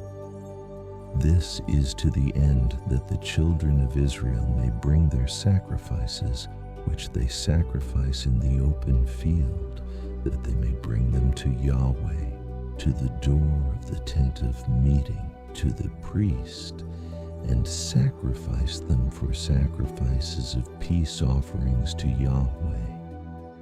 The priest shall sprinkle the blood on Yahweh's altar at the door of the tent of meeting, and burn the fat for a pleasant aroma to Yahweh. They shall no more sacrifice their sacrifices to the goat idols, after which they play the prostitute. This shall be a statute forever to them throughout their generations. You shall say to them, Any man there is of the house of Israel, or of the strangers who live as foreigners among them, who offers a burnt offering or sacrifice, and doesn't bring it to the door of the tent of meeting to sacrifice it to Yahweh, that man shall be cut off from his people. Any man of the house of Israel, or of the strangers who live as foreigners among them, who eats any kind of blood, I will set my face against that soul who eats blood, and will cut him off from among his people. For the life of the flesh is in the blood. I have given it to you on the altar to make atonement for your souls, for it is the blood that makes atonement by reason of the life. Therefore I have said to the children of Israel, No person among you may eat blood, nor may any stranger who lives as a foreigner among you eat blood. Whatever man there is of the children of Israel, or of the strangers who live as foreigners among them, who takes in hunting any animal or bird that may be eaten, he shall pour out its blood and cover it with dust. For as to the life of all flesh, its blood is with its life. Therefore I said to the children of Israel, You shall not eat the blood of any kind of flesh, for the life of all flesh is its blood. Whoever eats it shall be cut off. Every person that eats what dies of itself, or that which is torn by animals, whether he is native born or a foreigner, shall wash his clothes, and bathe himself in water, and be unclean until the evening. Then he shall be clean. But if he doesn't wash them or bathe his flesh, then he shall bear his iniquity. Yahweh said to Moses, "Speak to the children of Israel, and say to them, I am Yahweh your God. You shall not do as they do in the land of Egypt where you lived. You shall not do as they do in the land of Canaan where I am bringing you. You shall not follow their statutes. You shall do my ordinances. You shall keep my statutes and walk in them. I am Yahweh your God. You shall therefore keep my statutes and my ordinances, which if a man does, he shall live in them. I am Yahweh. None of you shall approach any close relatives to uncover their nakedness. I am Yahweh. You shall not uncover the nakedness of your father, nor the nakedness of your mother. She is your mother. You shall not uncover her nakedness. You shall not uncover the nakedness of your father's wife. It is your father's nakedness. You shall not uncover the nakedness of your sister, the daughter of your father, or the daughter of your mother, whether born at home or born abroad.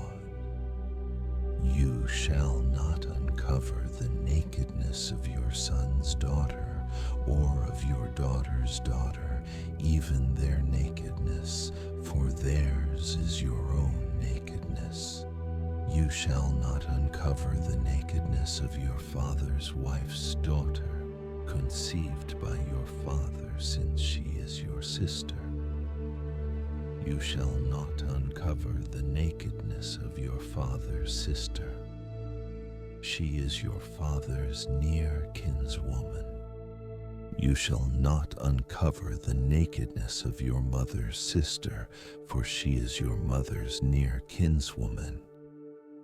You shall not uncover the nakedness of your father's brother. You shall not approach his wife. She is your aunt. You shall not uncover the nakedness of your daughter-in-law. She is your son's wife. You shall not uncover her nakedness. You shall not uncover the nakedness of your brother's wife. It is your brother's nakedness. You shall not uncover the nakedness of a woman and her daughter. You shall not take her son's daughter or her daughter's daughter to uncover her nakedness. They are near kinswomen. It is wickedness. You shall not take a wife in addition to her sister, to be a rival, to uncover her nakedness while her sister is still alive. You shall not approach a woman to uncover her nakedness as long as she is impure by her uncleanness. You shall not lie carnally with your neighbor's wife and defile yourself with her. You shall not give any of your children as a sacrifice to Molech. You shall not profane the name of your God. I am Yahweh. You shall not lie with a man as with a woman. That is detestable. You shall not lie with any animal to defile yourself with it. No woman may give herself to an animal to lie down with it. It is a perversion. Don't defile yourselves in any of these things, for in all these the nations which I am casting out before you were defiled. The land was defiled. Therefore I punished its iniquity, and the land vomited out her inhabitants. You therefore shall keep my statutes and my ordinances, and shall not do any of these abominations, neither the native born nor the stranger who lives as a foreigner among you. For the men of the land that were before you had done all these abominations, and the land became defiled. that the land not vomit you out also when you defile it, as it vomited out the nation that was before you. For whoever shall do any of these abominations, even the souls that do them shall be cut off from among their people. Therefore you shall keep my requirements, that you do not practice any of these abominable customs which were practiced before you, and that you do not defile yourselves with them. I am Yahweh your God. Yahweh spoke to Moses, saying, Speak to all the congregation of the children of Israel, and tell them, You shall be holy, for I, Yahweh your God, am holy. Each one of you shall respect his mother and his father. You shall keep my Sabbaths. I am Yahweh your God. Don't turn to idols, nor make molten gods for yourselves. I am Yahweh your God. When you offer a sacrifice of peace offerings to Yahweh, you shall offer it so that you may be accepted. It shall be eaten the same day you offer it, and on the next day. If anything remains until the third day, it shall be burned with fire. If it is eaten at all on the third day, it is an abomination. It will not be accepted, but everyone who eats it shall bear his iniquity, because he has profaned the holy thing of Yahweh, and that soul shall be cut off from his people. When you reap the harvest of your land, you shall not wholly reap the corners of your field, neither shall you gather the gleanings of your harvest. You shall not glean your vineyard, neither shall you gather the fallen grapes of your vineyard. You shall leave them for the poor and for the foreigner. I am Yahweh your God. You shall not steal. You shall not lie. You shall not deceive one another. You shall not swear by my name falsely and profane the name of your God. I am Yahweh. You shall not oppress your neighbor, nor rob him. The wages of a hired servant shall not remain with you all night until the morning. You shall not curse the deaf, nor put a stumbling block before the blind, but you shall fear your God. I am Yahweh. You shall do no injustice in judgment. You shall not be partial to the poor, nor show favoritism to the great, but you shall judge your neighbor in righteousness. You shall not go around as a slanderer among your people. You shall not endanger the life of your neighbor. I am Yahweh. You shall not hate your brother in your heart.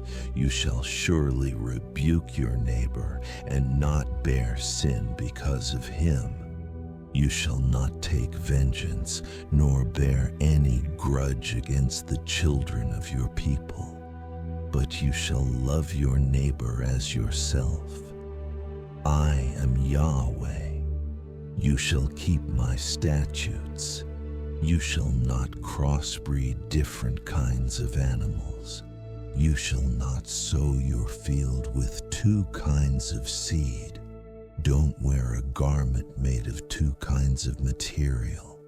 If a man lies carnally with a woman who is a slave girl, pledged to be married to another man, and not ransomed or given her freedom, they shall be punished. They shall not be put to death because she was not free.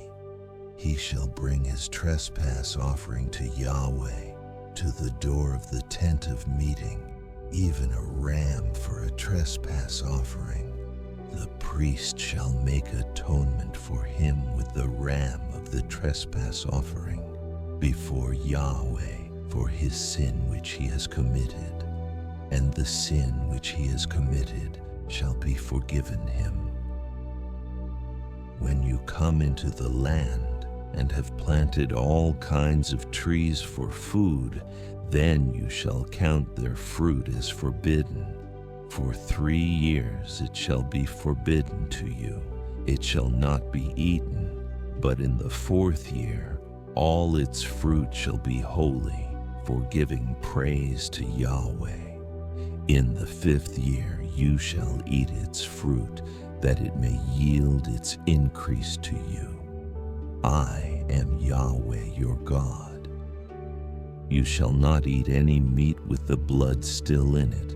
You shall not use enchantments, nor practice sorcery. You shall not cut the hair on the sides of your head, or clip off the edge of your beard. You shall not make any cuttings in your flesh for the dead, nor tattoo any marks on you. I am Yahweh.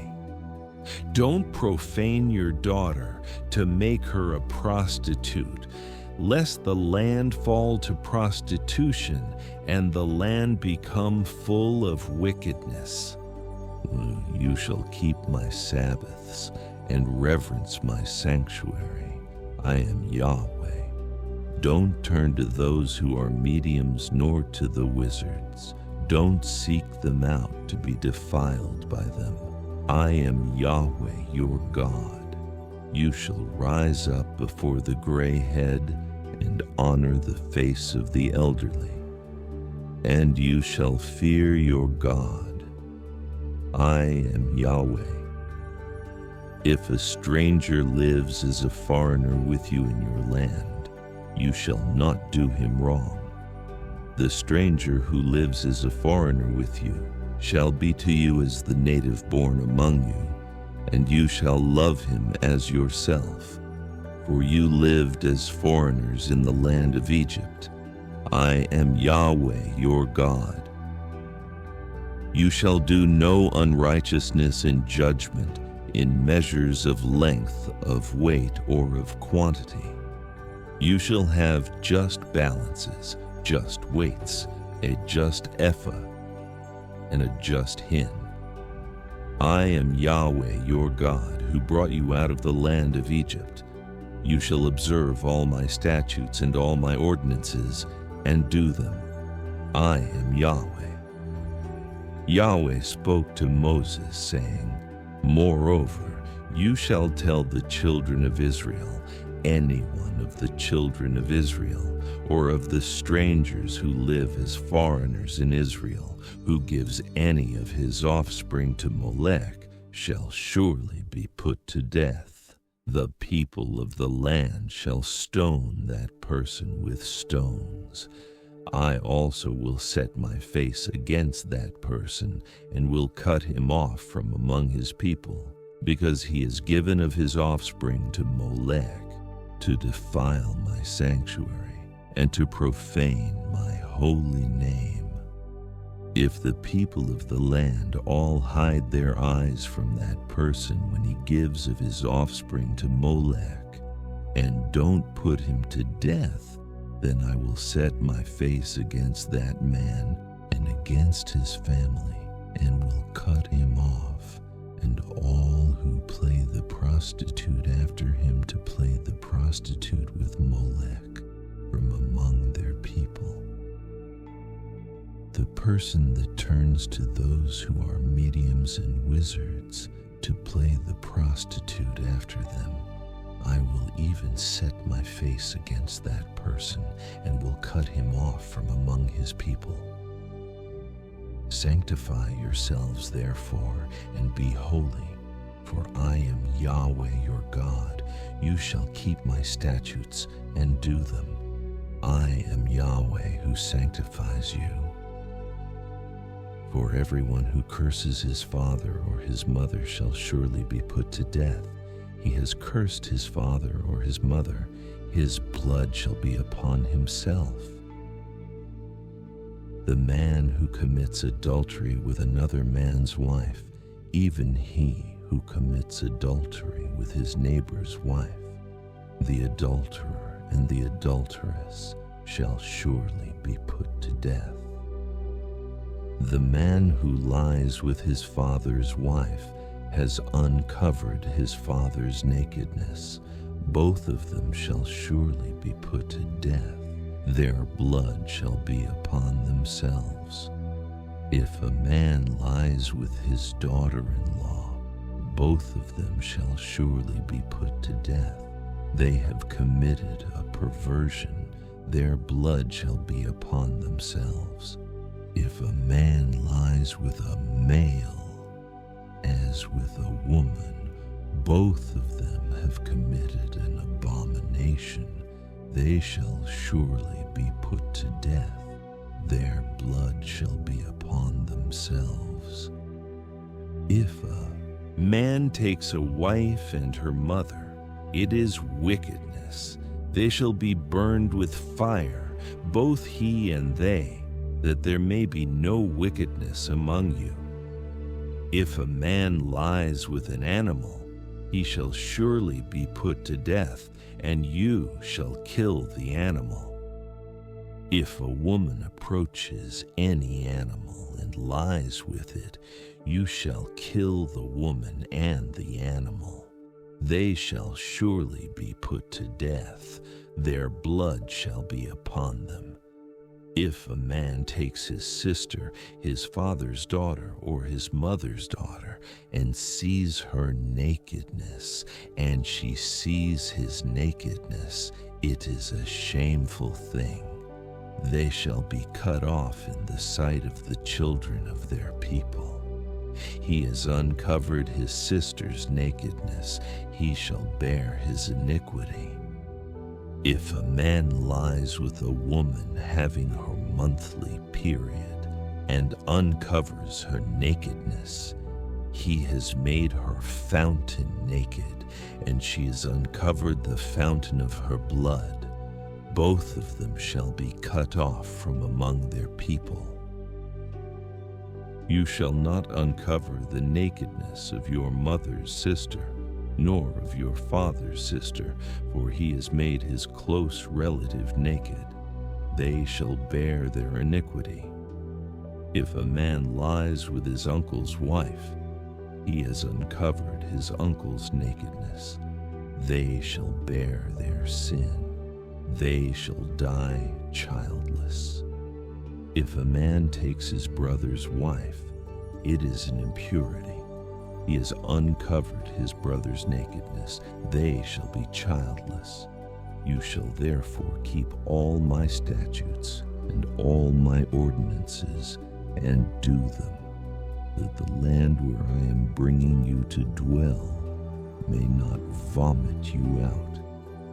You shall not walk in the customs of the nation which I am casting out before you, for they did all these things, and therefore I abhorred them. But I have said to you, you shall inherit their land, and I will give it to you to possess it, a land flowing with milk and honey. I am Yahweh, your God, who has separated you from the peoples. You shall therefore make a distinction between the clean animal and the unclean, and between the unclean fowl and the clean. You shall not make yourselves abominable by animal, or by bird, or by anything with which the ground teems, which I have separated from you as unclean for you. You shall be holy to me, for I, Yahweh, am holy, and have set you apart from the peoples, that you should be mine. A man or a woman that is a medium or is a wizard shall surely be put to death. They shall be stoned with stones. Their blood shall be upon themselves. Yahweh said to Moses, "Speak to the priests, the sons of Aaron, and say to them, a priest shall not defile himself for the dead among his people. except for his relatives that are near to him, for his mother, for his father, for his son, for his daughter, for his brother, and for his virgin sister who is near to him, who has had no husband. For her he may defile himself. He shall not defile himself, being a chief man among his people, to profane himself. They shall not shave their heads or shave off the corners of their beards or make any cuttings in their flesh. They shall be holy to their God, and not profane the name of their God, for they offer the offerings of Yahweh made by fire, the bread of their God. Therefore they shall be holy. They shall not marry a woman who is a prostitute or profane. A priest shall not marry a woman divorced from her husband, for he is holy to his God. Therefore you shall sanctify him, for he offers the bread of your God. He shall be holy to you, for I, Yahweh, who sanctify you, am holy. The daughter of any priest, if she profanes herself by playing the prostitute, she profanes her father. She shall be burned with fire. He who is the high priest among his brothers, upon whose head the anointing oil is poured, and who is consecrated to put on the garments, shall not let the hair of his head hang loose or tear his clothes. He must not go into any dead body or defile himself for his father or for his mother. He shall not go out of the sanctuary, nor profane the sanctuary of his God, for the crown of the anointing oil of his God is upon him. I am Yahweh. He shall take a wife in her virginity. He shall not marry a widow, or one divorced, or a woman who has been defiled, or a prostitute. He shall take a virgin of his own people as a wife. He shall not profane his offspring among his people, for I am Yahweh who sanctifies him. Yahweh spoke to Moses, saying, Say to Aaron, none of your offspring throughout their generations who has a defect may approach to offer the bread of his God. For whatever man he is that has a defect, he shall not draw near. A blind man, or a lame, or he who has a flat nose, or any deformity, or a man who has an injured foot, or an injured hand, or hunchbacked, or a dwarf, or one who has a defect in his eye, or an itching disease, or scabs, or who has damaged testicles. No man of the offspring of Aaron the priest who has a defect shall come near to offer the offerings of Yahweh made by fire. Since he has a defect, he shall not come near to offer the bread of his God. He shall eat the bread of his God, both of the most holy and of the holy. He shall not come near to the veil, nor come near to the altar, because he has a defect, that he may not profane my sanctuaries, for I am Yahweh who sanctifies them. So Moses spoke to Aaron and to his sons and to all the children of Israel.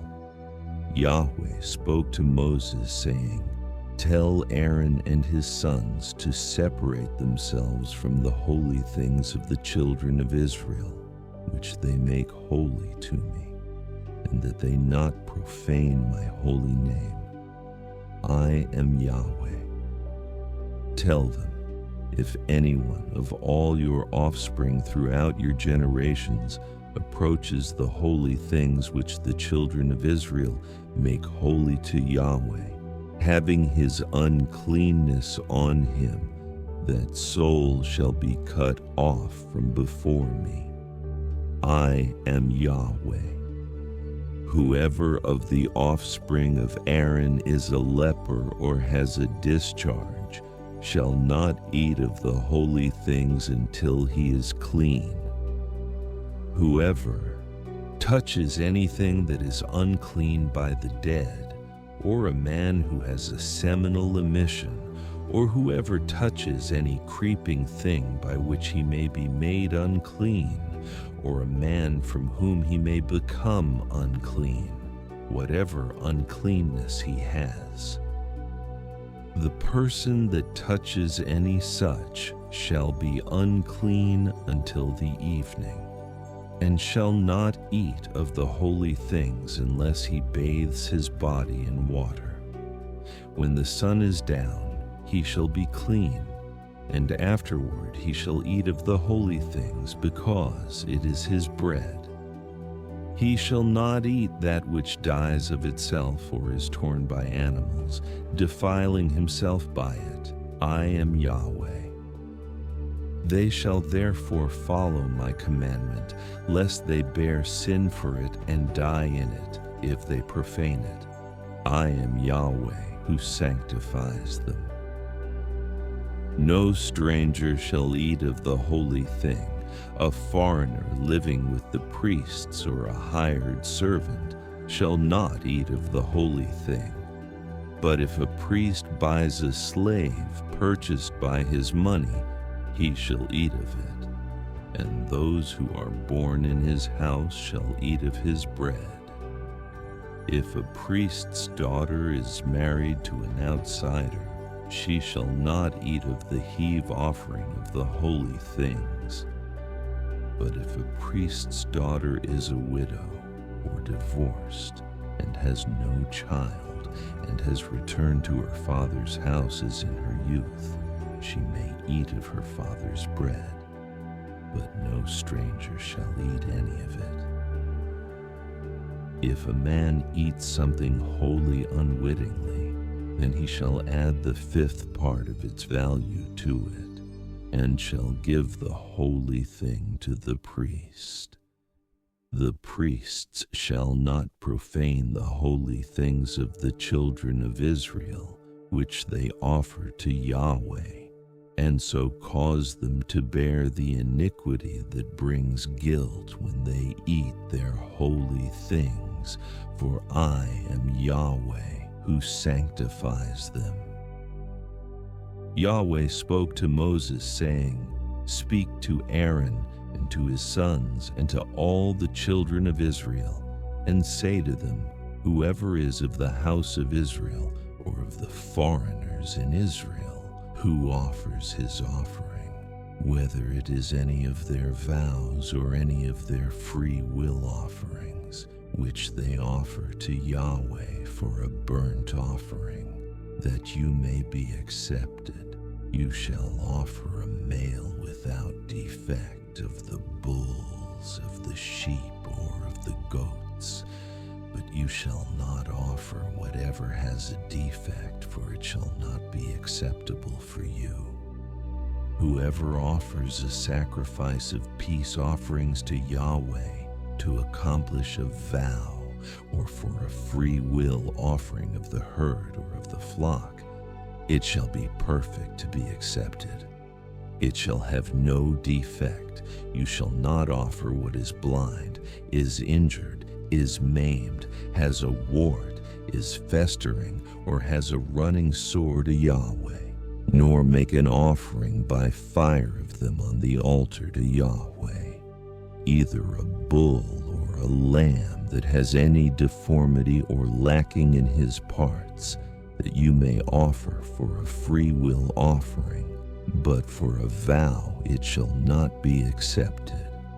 You must not offer to Yahweh that which has its testicles bruised, crushed, broken, or cut. You must not do this in your land. You must not offer any of these as the bread of your God from the hand of a foreigner, because their Corruption is in them. There is a defect in them. They shall not be accepted for you. Yahweh spoke to Moses, saying, When a bull, a sheep, or a goat is born, it shall remain 7 days with its mother. From the 8th day on, it shall be accepted for the offering of an offering made by fire to Yahweh. Whether it is a cow or you shall not kill it and its young both in 1 day. When you sacrifice a sacrifice of thanksgiving to Yahweh, you shall sacrifice it so that you may be accepted. It shall be eaten on the same day. You shall leave none of it until the morning. I am Yahweh. Therefore you shall keep my commandments and do them. I am Yahweh.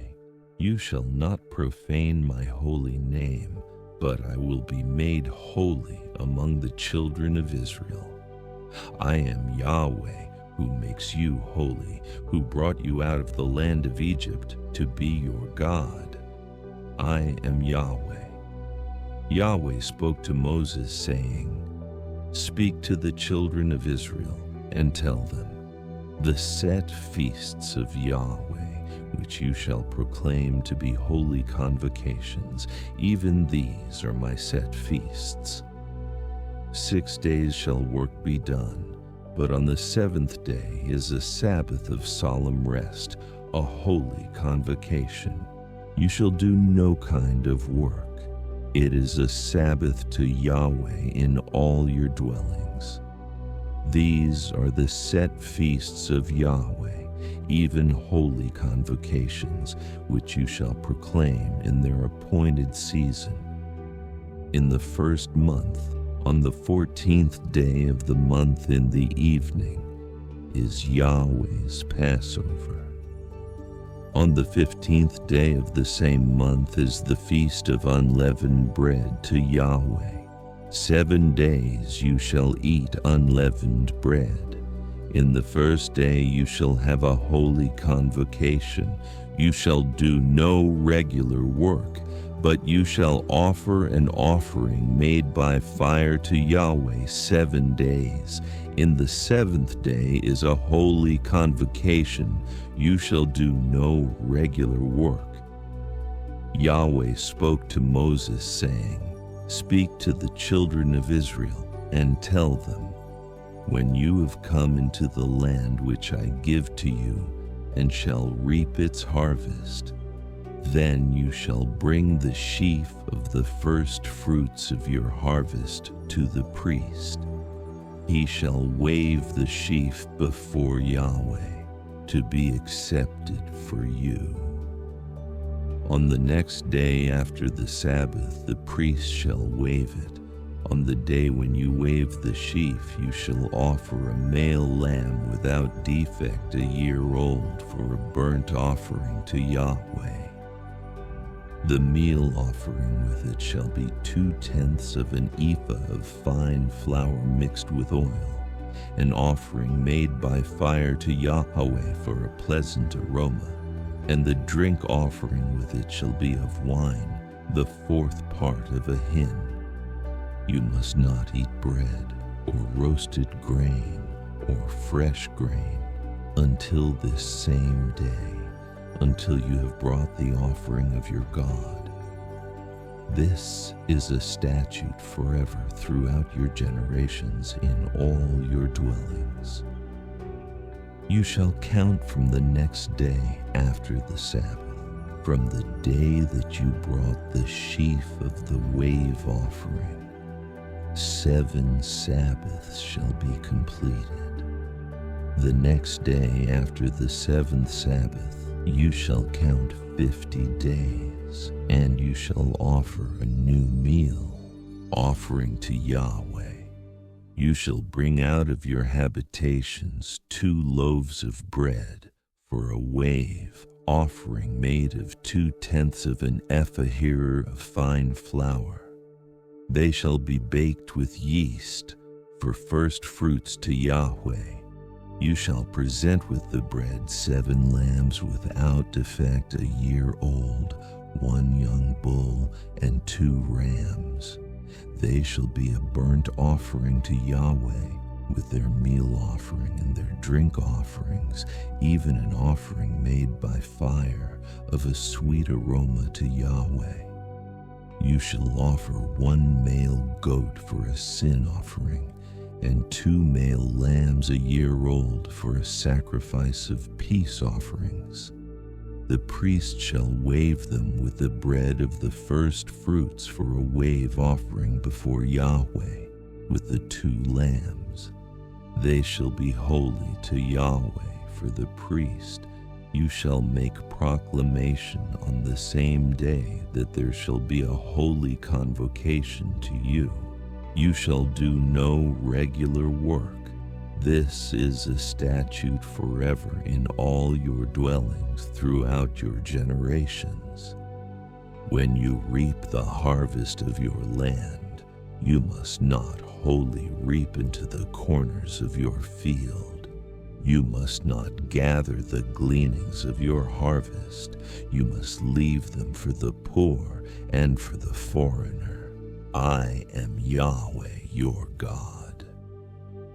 Yahweh spoke to Moses, saying, Speak to the children of Israel, saying, In the 7th month, on the 1st day of the month, there shall be a solemn rest for you, a memorial of blowing of trumpets, a holy convocation.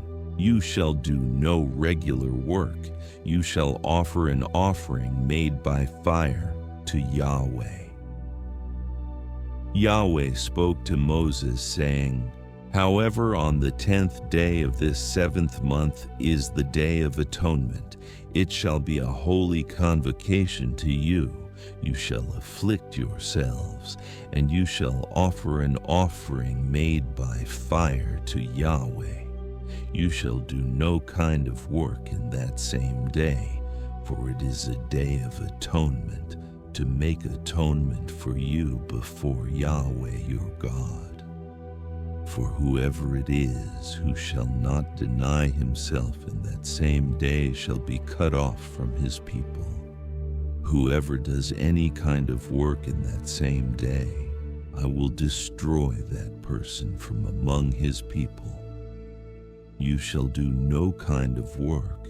It is a statute forever throughout your generations in all your dwellings. It shall be a Sabbath of solemn rest for you, and you shall deny yourselves. In the 9th day of the month at evening, from evening to evening, you shall keep your Sabbath.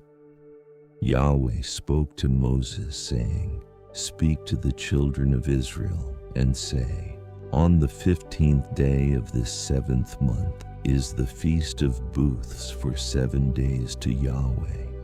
On the 1st day shall be a holy convocation. You shall do no regular work. 7 days you shall offer an offering made by fire to Yahweh. On the 8th day shall be a holy convocation to you. You shall offer an offering made by fire to Yahweh. It is a solemn assembly. You shall do no regular work. These are the appointed feasts of Yahweh, which you shall proclaim to be holy convocations, to offer an offering made by fire to Yahweh, a burnt offering, a meal offering, a sacrifice, and drink offerings, each on its own day, in addition to the Sabbaths of Yahweh, and in addition to your gifts, and in addition to all your vows, and in addition to all your free will offerings, which you give to Yahweh. So on the 15th day of the 7th month, when you have gathered in the fruits of the land, you shall keep the feast of Yahweh 7 days. On the 1st day shall be a solemn rest, and on the 8th day shall be a solemn rest. You shall take on the first day the fruit of majestic trees, branches of palm trees, and boughs of thick trees, and willows of the brook. And you shall rejoice before Yahweh your God 7 days. You shall keep it as a feast to Yahweh 7 days in the year. It is a statute forever throughout your generations. You shall keep it in the 7th month. You shall dwell in temporary shelters for 7 days. All who are native born in Israel shall dwell in temporary shelters, that your generations may know that I made the children of Israel to dwell in temporary shelters when I brought them out of the land of Egypt. I am Yahweh your God. So Moses declared to the children of Israel the appointed feasts of Yahweh.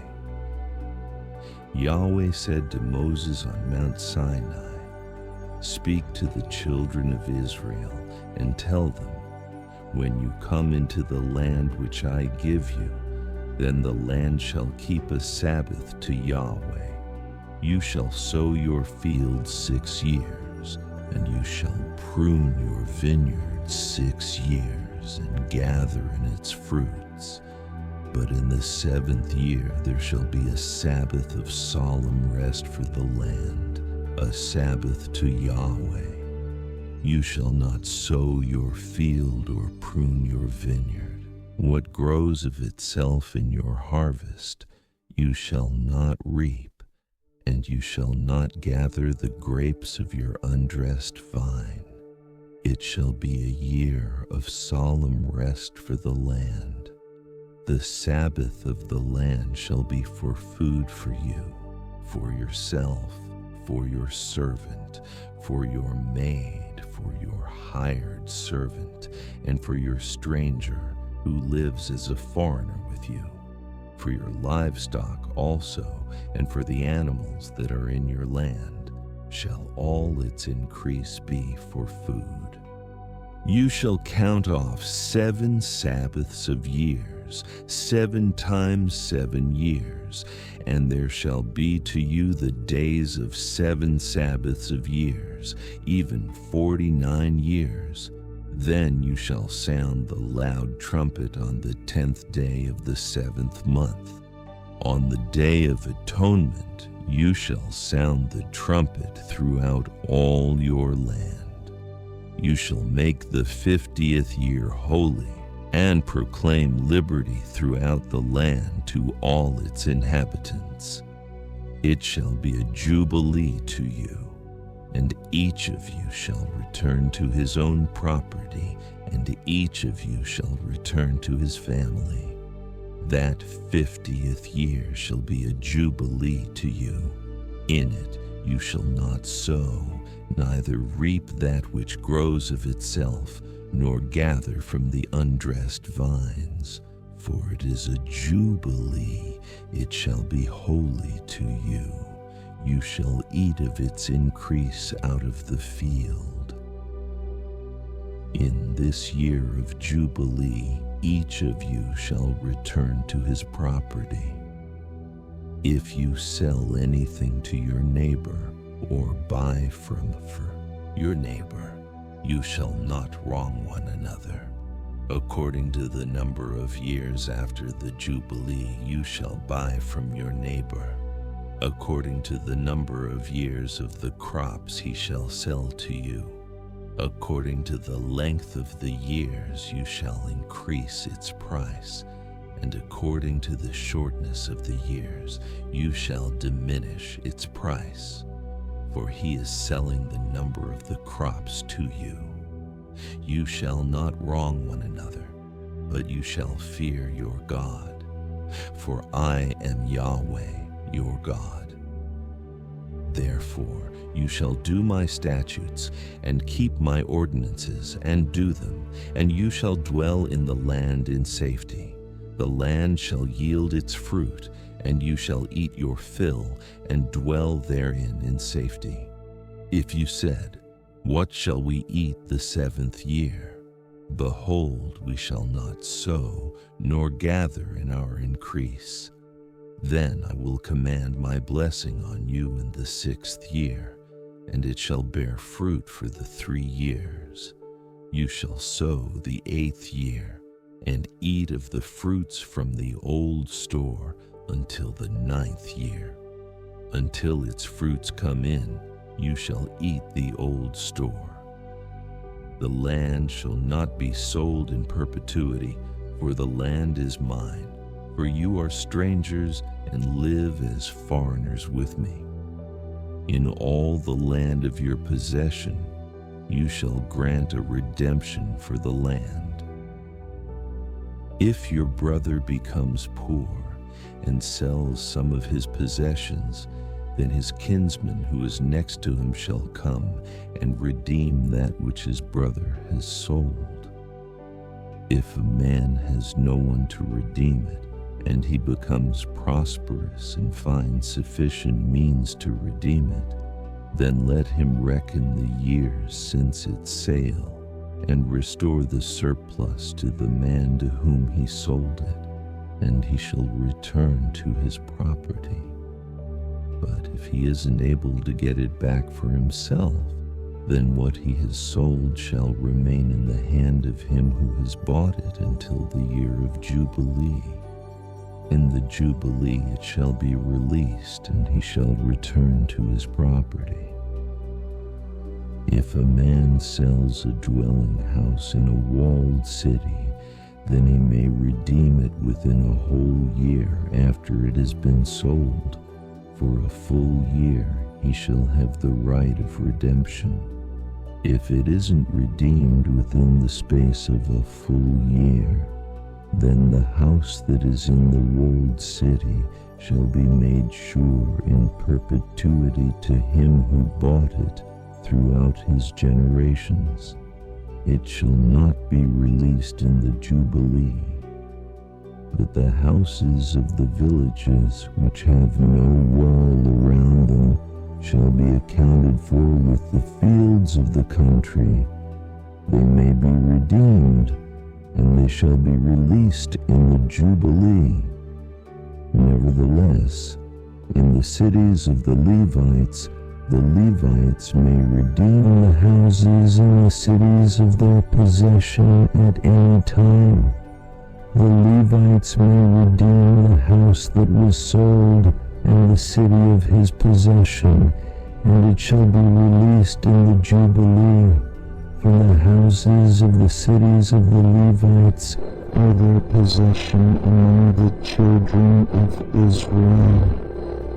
But the field of the pasture lands of their cities may not be sold, for it is their perpetual possession. If your brother has become poor, and his hand can't support himself among you, then you shall uphold him. He shall live with you like an alien and a temporary resident. Take no interest from him or profit, but fear your God, that your brother may live among you. You shall not lend him your money at interest, nor give him your food for profit. I am Yahweh your God, who brought you out of the land of Egypt, to give you the land of Canaan, and to be your God. If your brother has grown poor among you, and sells himself to you, you shall not make him to serve as a slave, as a hired servant, and as a temporary resident. He shall be with you. He shall serve with you until the year of Jubilee. Then he shall go out from you, he and his children with him, and shall return to his own family and to the possession of his fathers. For they are my servants whom I brought out of the land of Egypt. They shall not be sold as slaves. You shall not rule over him with harshness, but shall fear your God. As for your male and your female slaves, whom you may have from the nations that are around you, from them you may buy male and female slaves. Moreover, of the children of the aliens who live among you, of them you may buy, and of their families who are with you, which they have conceived in your land, and they will be your property. You may make them an inheritance for your children after you, to hold for a possession.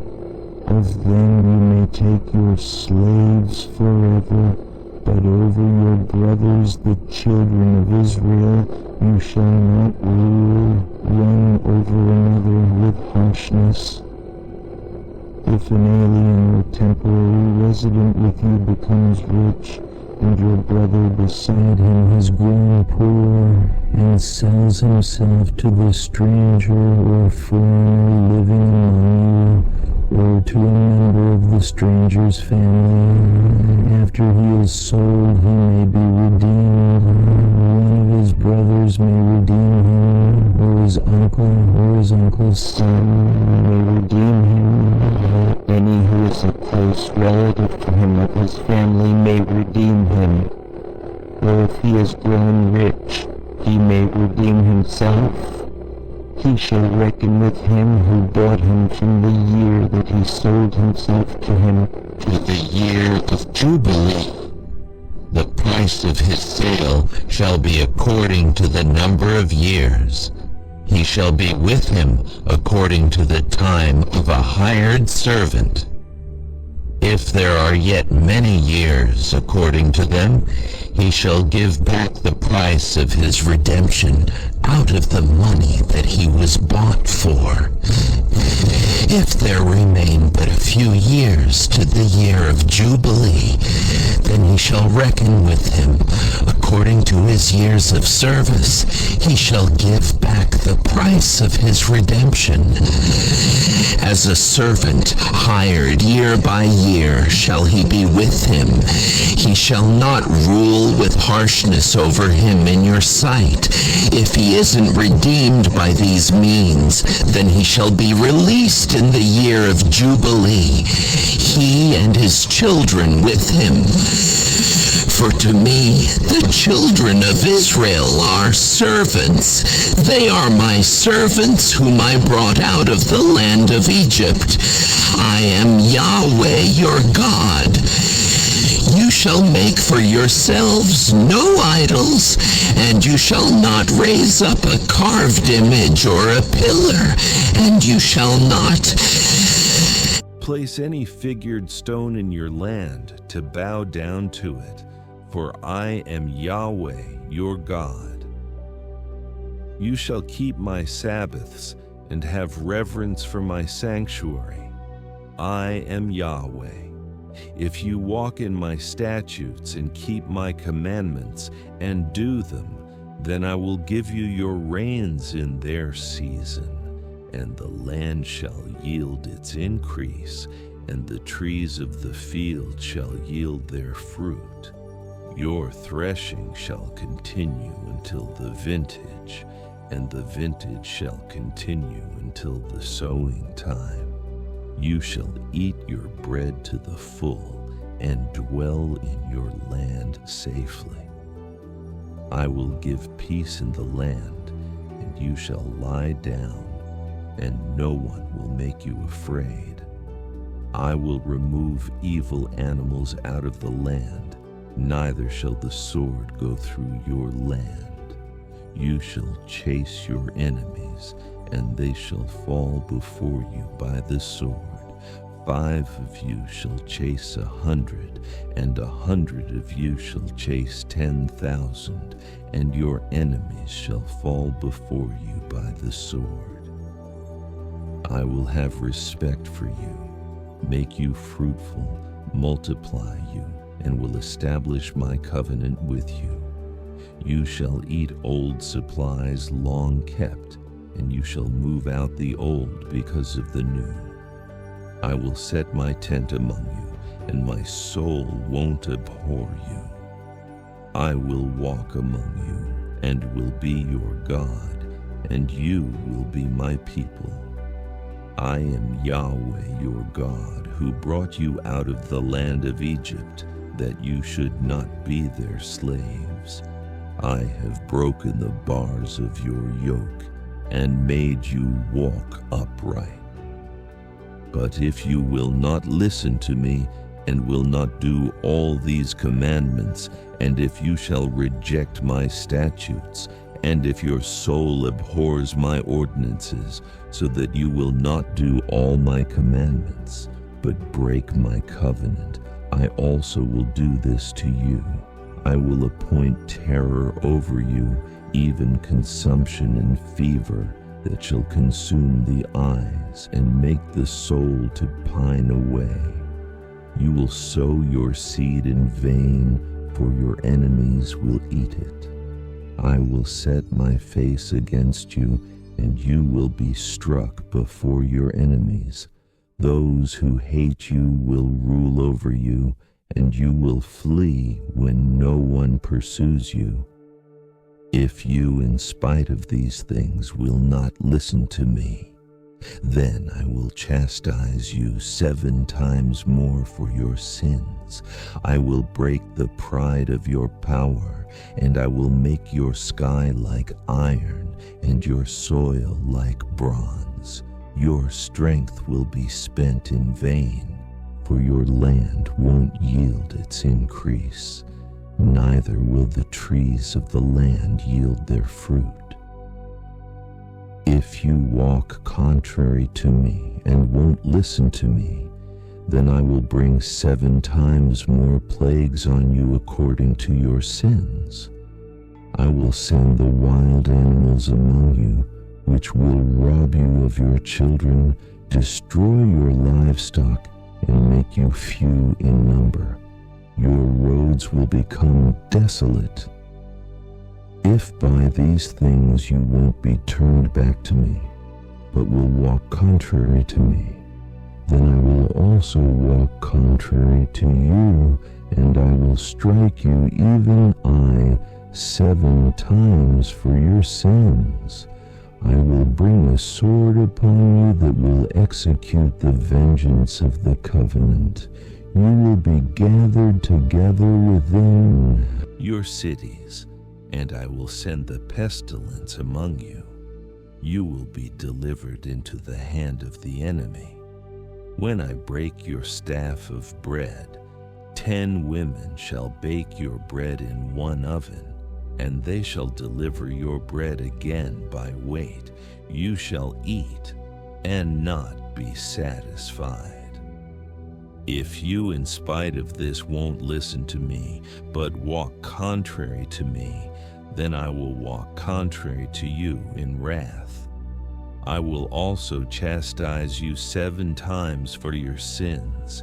You will eat the flesh of your sons, and you will eat the flesh of your daughters. I will destroy your high places, and cut down your incense altars, and cast your dead bodies upon the bodies of your idols, and my soul will abhor you. I will lay your cities waste, and will bring your sanctuaries to desolation. I will not take delight in the sweet fragrance of your offerings. I will bring the land into desolation, and your enemies who dwell in it will be astonished at it. I will scatter you among the nations, and I will draw out the sword after you. Your land will be a desolation, and your cities shall be a waste. Then the land will enjoy its Sabbaths as long as it lies desolate, and you are in your enemy's land. Even then the land will rest and enjoy its Sabbaths. As long as it lies desolate, it shall have rest, even the rest which it didn't have in your Sabbaths when you lived on it. As for those of you who are left, I will send a faintness into their hearts in the lands of their enemies. The sound of a driven leaf will put them to flight, and they shall flee as one flees from the sword. They will fall when no one pursues. They will stumble over one another, as it were, before the sword when no one pursues. You will have no power to stand before your enemies. You will perish among the nations. The land of your enemies will eat you up. Those of you who are left will pine away in their iniquity in your enemies' lands, and also in the iniquities of their fathers they shall pine away with them. If they confess their iniquity and the iniquity of their fathers in their trespass which they trespassed against me, and also that because they walked contrary to me, I also walked contrary to them, and brought them into the land of their enemies. If then their uncircumcised heart is humbled, and they then accept the punishment of their iniquity, then I will remember my covenant with Jacob, my covenant with Isaac, and also my covenant with Abraham, and I will remember the land. The land also will be left by them, and will enjoy its Sabbaths while it lies desolate without them, and they will accept the punishment of their iniquity, because they rejected my ordinances, and their soul abhorred my statutes. Yet for all that, when they are in the land of their enemies, I will not reject them. Neither will I abhor them to destroy them utterly and to break my covenant with them. For I am Yahweh their God, but I will for their sake remember the covenant of their ancestors, whom I brought out of the land of Egypt in the sight of the nations, that I might be their God. I am Yahweh. These are the statutes, ordinances, and laws which Yahweh made between him and the children of Israel in Mount Sinai by Moses.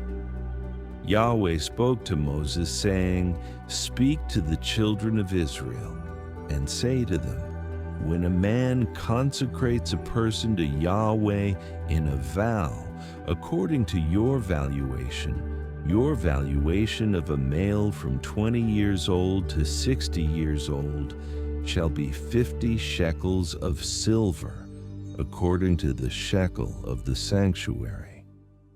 If she is a female, then your valuation shall be 30 shekels. If the person is from 5 years old to 20 years old, then your valuation shall be for a male 20 shekels, and for a female 10 shekels.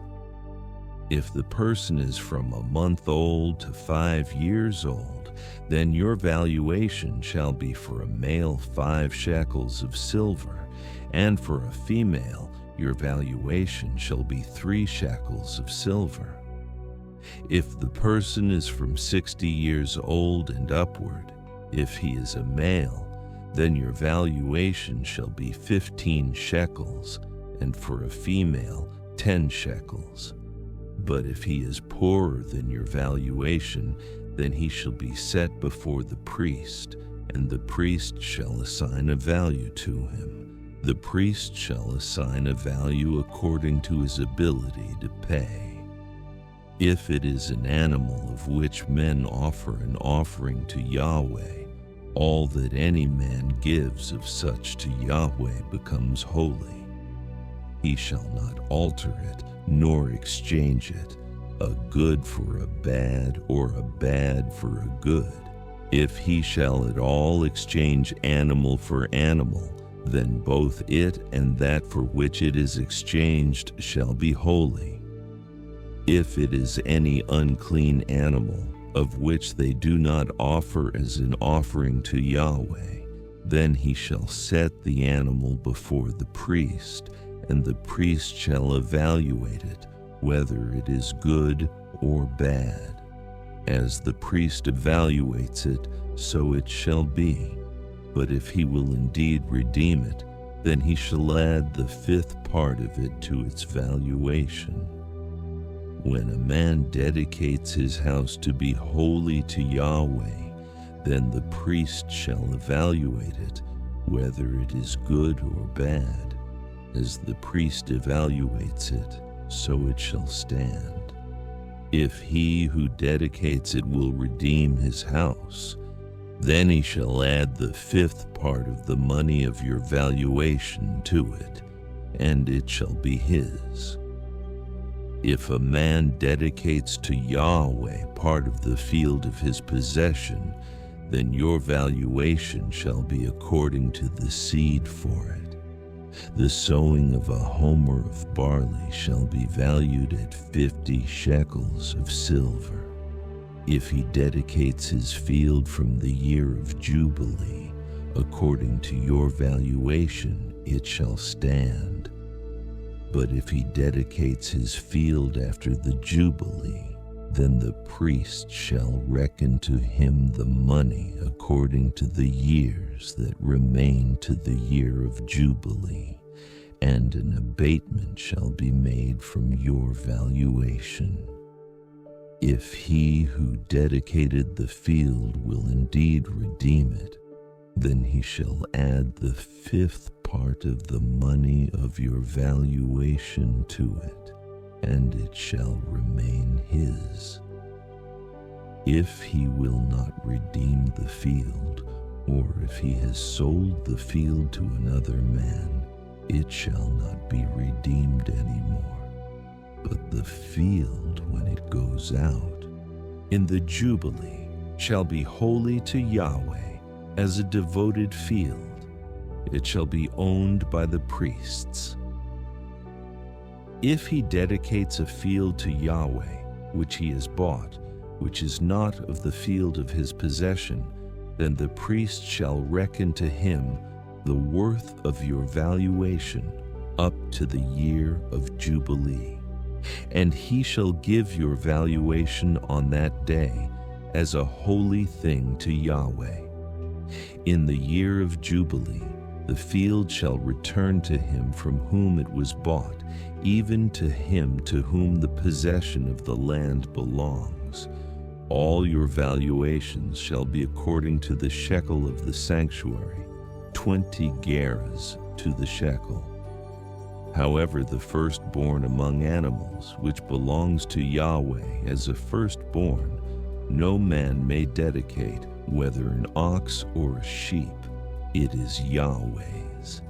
If it is an unclean animal, then he shall buy it back according to your valuation, and shall add to it the fifth part of it. Or, if it isn't redeemed, then it shall be sold according to your valuation. Notwithstanding, no devoted thing that a man devotes to Yahweh of all that he has, whether of man or animal, or of the field of his possession, shall be sold or redeemed. Everything that is permanently devoted is most holy to Yahweh. No one devoted to destruction, who shall be devoted from among men, shall be ransomed. He shall surely be put to death. All the tithe of the land, whether of the seed of the land or of the fruit of the trees, is Yahweh's. It is holy to Yahweh. If a man redeems anything of his tithe, he shall add a fifth part to it. All the tithe of the herds or the flocks, whatever passes under the rod, the 10th shall be holy to Yahweh. He shall not examine whether it is good or bad, neither shall he exchange it. If he exchanges it at all, then both it and that for which it is exchanged shall be holy. It shall not be redeemed. These are the commandments which Yahweh commanded Moses for the children of Israel on Mount Sinai.